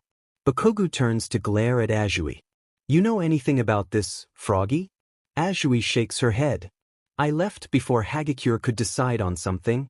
Bakugou releases a groan. Arg. This is stupid. I'm going in. No dude, wait dash. Bakugou shoves his way inside the room, scowl already planted on his face. He doesn't know who these girls think they are, keeping him outside like this, but he can handle anything their stupid game has to. Uraraka's dancing on Ishido's bed, singing some horrible bubblegum pop song and using a hairbrush as a microphone. The other girls clap along, laughing wildly as they sit on the floor, acting as her audience. Uraraka's hips sway in time to the beat that isn't there, and she may be a worse dancer than she is a singer. She's also only in her underwear. Kirishima's sitting in his bed, scrolling through his phone when he hears the boom and feels the building tremble. He jolts, then immediately rushes into the hallway along with the rest of the boys on his floor. What the heck was that? Siro asks, his eyes wide. Kirishima shrugs, but his expression is just as bewildered. Beats me. And to think it's past curfew. Ida chastises.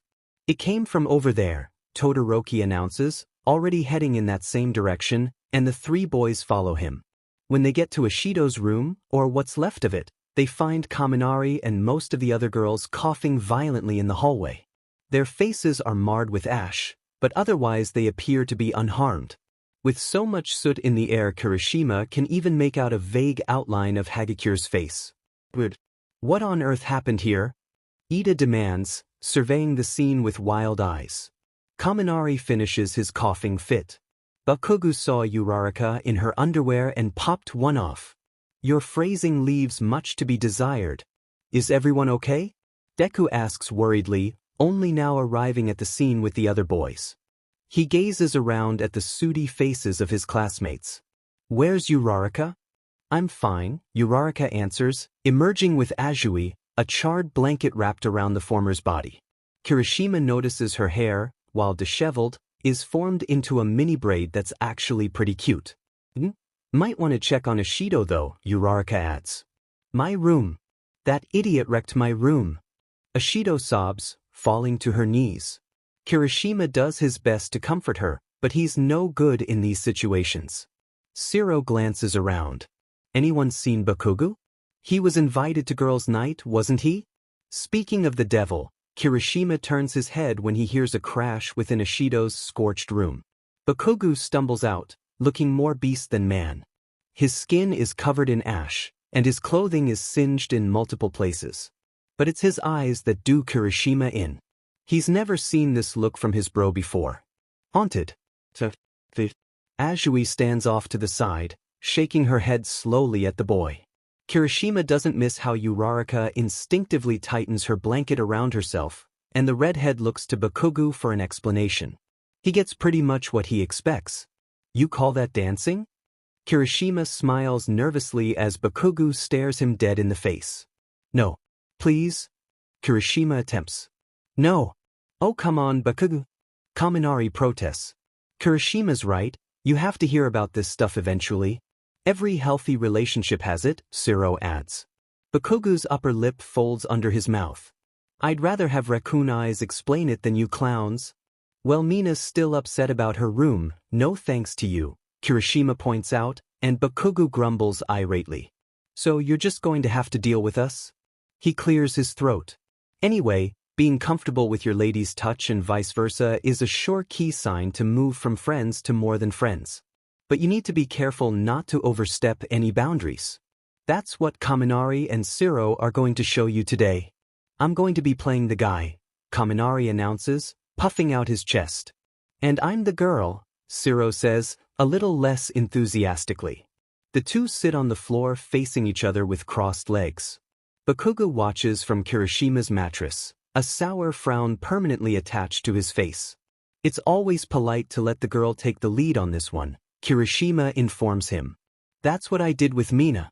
I thought it was because you didn't have any game dash, Shiro starts. Okay, let's start. Kirishima cuts in, his cheeks a bright red. Denki, you go first, and remember, show Bakugou the importance of honest conversation. Kaminari nods and then turns to Shiro. Is it alright if I take your hand?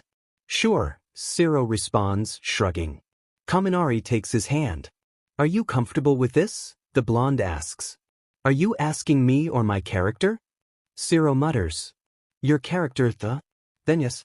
You know, Kaminari continues, I want to do more than take your hand, but I understand that you're a lady. So I'll do whatever you're okay with. Shiro puts a hand up to his heart. You're such a nice guy. I know. Okay, Kirishima whisper shouts, ignoring Bakugou's look of disgust. Now show him how to take it a step further. You know, Kaminari says again, his voice altered slightly as he becomes more entrenched in his character, you're so beautiful and you have a great personality.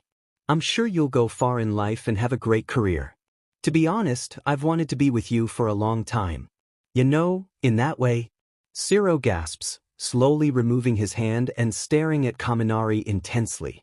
Are you sure we're ready for that? He asks anxiously. Kirishima's smile drops as Bakugou gets up from the mattress and walks towards the door.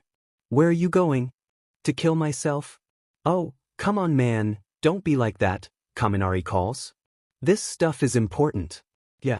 Consent is the key to a healthy relationship. Shiro reminds him. Kirishima frowns as Bakugou slams the door with enough force to cause the frame to shake. Maybe Ishido would have been better suited for this after all. No matter what Bakugou does, he can't get those idiots and the stupid guide out of his head. It's not like he enjoyed any of the other phases, but when Kirishima announced Phase 9 was flirty touching, well, to hell with it all. He doesn't know what the fuck they were trying to achieve with that stupid lesson of theirs. He's not an idiot. He knows about that stuff, sort of. He knows you can't just go in like an animal. Besides, with the way they were talking, they made it sound like he should sweet-talk his way into Uraraka's panties or something. Pants. Pants. Not panties. Never panties.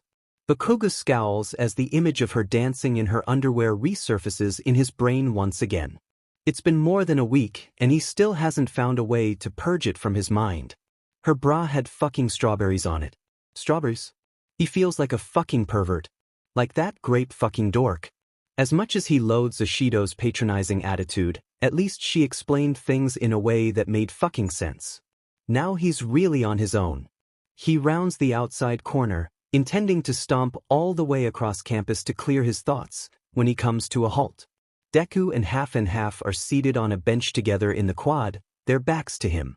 By the looks of it, they haven't noticed his presence. Bakugou curls his lips. Great. Just what he needs to lighten his mood. The world's cringiest couple. He's about to turn around and walk back to his dorm, or better yet, call them out on their lameness when he notices how Todoroki rests his arm along the back of the bench, not quite touching the nerd, but close enough for passerby to get the gist. Even Bakugou gets it.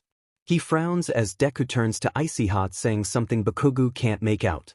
Then Deku laughs, the action dipping his face and accidentally bringing it closer to Todoroki's. Icy Hot's face is stoic, but he raises a hand, catching Deku's chin with the curve of his index finger and tilting it back up. The nerd's eyes widen in surprise, and then his face goes cherry red. It's only when Todoroki starts to lean in does Bakugou snap himself back to reality. What the fuck? Was he just watching? He wasn't. He whips back around and heads straight back into the dorm building, intent on fixing himself a large bowl of spicy ramen for his anger. Hot sauce ought to do the trick. Bakugou grumbles malicious things to himself, about stupid Deku and stupid Icy Hot and their stupid love-sick faces and innocent touches. It's mushy as hell and it makes his skin crawl. Oh, it's just you, Bakugou. The blonde nearly knocks over his bowl of food, but unlike some people he isn't startled that easily. He turns on his heel to glare at Uraraka, relieved to see her fully clothed this time around. What do you want? He spits, harsher than he means to, but he's already on edge. He frowns. And why do you look like shit? Uraraka scratches her head. Her hair is a mess, and she has dark circles under her eyes. I had a bad night's sleep, she admits. But we had that exam today, and I didn't want to fall asleep, so I drank a ton of coffee. I still need to do homework though, so I need to make more. She moves past him to do exactly that, and he ignores the whiff of raspberries that travels up his nostrils. He shovels ramen into his mouth, watching her out of the corner of his eye as she clicks the buttons on the coffee machine, then moves to get a mug. It's on the top shelf though, and she's stretching on her tiptoes like a fool, not even coming close. She's got a quirk, doesn't she? Idiot, he grunts, standing over her and grabbing the mug before slamming it in front of her. Thanks, she replies sheepishly. She turns back to the coffee machine. I haven't seen you in a while. Bakugou grunts. And we haven't texted either. So? He kind of wishes he could see her facial expression, but her back is still to him. She doesn't say anything for a moment, but then she just shrugs. It's nothing. Never mind. She finally turns back around to get the sugar next to him, and for some reason, with the sunlight trickling in through the window onto her cheeks, with the creaky air vents twirling her two face-framing bangs, all he can think about is that damn move Icy Hot pulled earlier. Uraraka must sense his staring, for she pauses mid-reach, looking up at him curiously. Without thinking too much about it, Bakugou lifts a hand, his pointer finger slightly extended with her chin as its destination. He never makes it that far, however, because she flinches. It's subtle, but it's also unmistakable. Bakugou immediately retracts his hand, suddenly feeling very sick. He turns and chucks the ramen into the sink, the bowl cracking. Oh, where are you going? Uraraka calls after him, but he ignores her. He keeps walking until he's back in his room, until he's safe behind the cover of his door. He kicks at his wall once. That look on her face. She fucking flinched. What? Did she think he was going to hit her or some shit? He thought she was braver than that and why the fuck would she think that? Sure, he's hit her before, but only in a spar. And okay, he did push her down the stairs that one time, but that was an accident, and what kind of idiot just hangs out at the top of stairwells and… Bakugou sinks onto his floor and buries his face in his hands. He doesn't have any words. This sucks. When Kirishima finds Bakugou in his room, curled in an angsty ball, he knows something's wrong. Bro, the redhead calls out quietly, unsure if he's signing his own death certificate. Can I come in? Bakugou doesn't move a muscle. Kirishima sighs, closing the door behind him. He sits on the floor next to Bakugou. What happened? No answer. Kirishima isn't bothered by this. He just leans against the wall next to his best friend and waits. Minutes later he gets his reward. This is fucking hopeless, Bakugou mutters, his voice muffled against his knees. Kirishima frowns. What? Is this about Kaminari and Shiro pretending to be lovers? Because we can rework that exercise if dash. It's not that. Bakugou snaps, and his head jerks up to reveal bloodshot eyes and a miserable sneer. It's her. She's scared of me. Uraraka? Kirishima frowns again, this time in confusion. I don't know about that, man. I don't think she would have agreed to spar with you all those times if she were scared. Then again, she did say some of his behaviors were scary back at the arcade. I don't know what the fuck to do, the blonde curses, his rant far from over. Why do people deal with this shit if it makes them feel like fucking losers? I'm sick of it. He slams his fist against the wall behind him, and Kirishima winces. I get you're upset right now, but think about what you're saying. You're not miserable when you're around her, right? Think about the good times you've had instead of the bad. The good times? Bakugou echoes dully. Yeah. Like what's your favorite recent memory you've had with her? Kirishima encourages. Bakugou pauses, thinking it over. I liked that fight we had a couple of weeks ago. When I challenged her. Isn't that when you guys beat each other up so badly you both ended up on stretchers? Yeah, Bakugou says a bit wistfully. That was such a good day. The redhead blinks and then sighs again. Look man, I take some of the blame here for why you're feeling down. I'll admit that in my excitement I may have been forcing you into stuff that isn't really your thing. When Bakugou glares at him, he grins sheepishly. Okay, I definitely have. But hey, even though I think some of that stuff is good for you, I get why you'd feel differently about something like Phase 9. So I think it's time we cut the shenanigans and just talk like brothers. All of us. Bakugou stares at him blankly, but Kirishima can see the doubt and festering fury behind his eyes, ready to boil over at the very hint of a trick. But Kirishima's not a very good magician. After he sends Kaminari and Shiro a quick text, cluing them in on the delicate situation, they gather in Bakugou's room. The blonde, despite his surly attitude and refusal to remove himself from his angst ball, surprisingly allows them in, perhaps too broken to maim them for once. Kirishima doesn't know whether to feel grateful or pitiful about that last part. Okay, Kirishima says, clapping his hands together in a way that kind of reminds him of Ishido. Man, he wishes she were here too. I think the best way to go about this is just to share all of our first kisses, and like what led up to it and stuff. Sound like a plan?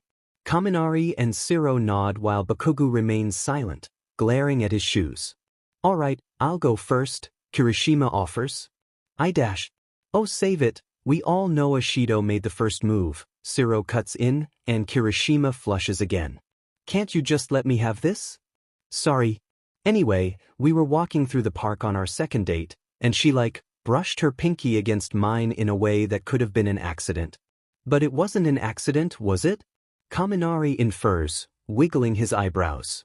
Kirishima grins. Nope. Our hands kept doing that, until finally I managed to hook my pinky onto hers, and then bim, instant hand-holding. One thing led to another and then Shiro corrects. Kirishima furrows his eyebrows but relents. She kissed me. It was awesome. You're up. Mine's not that romantic, Kaminari admits, rubbing the back of his neck. It was after we had that small party for Yairosa's birthday last year, and Jair didn't want to head back to the dorms alone, so dash. Hold up, Shiro interrupts. Jairu? Bro. Kirishima gasps, eyes widening and a grin stretching across his face. Why didn't you say anything? It's not like we're going out or anything, alright? Kaminari replies in embarrassment. Anyway, we got to talking, and then I made some dumb joke and slung an arm around her shoulders.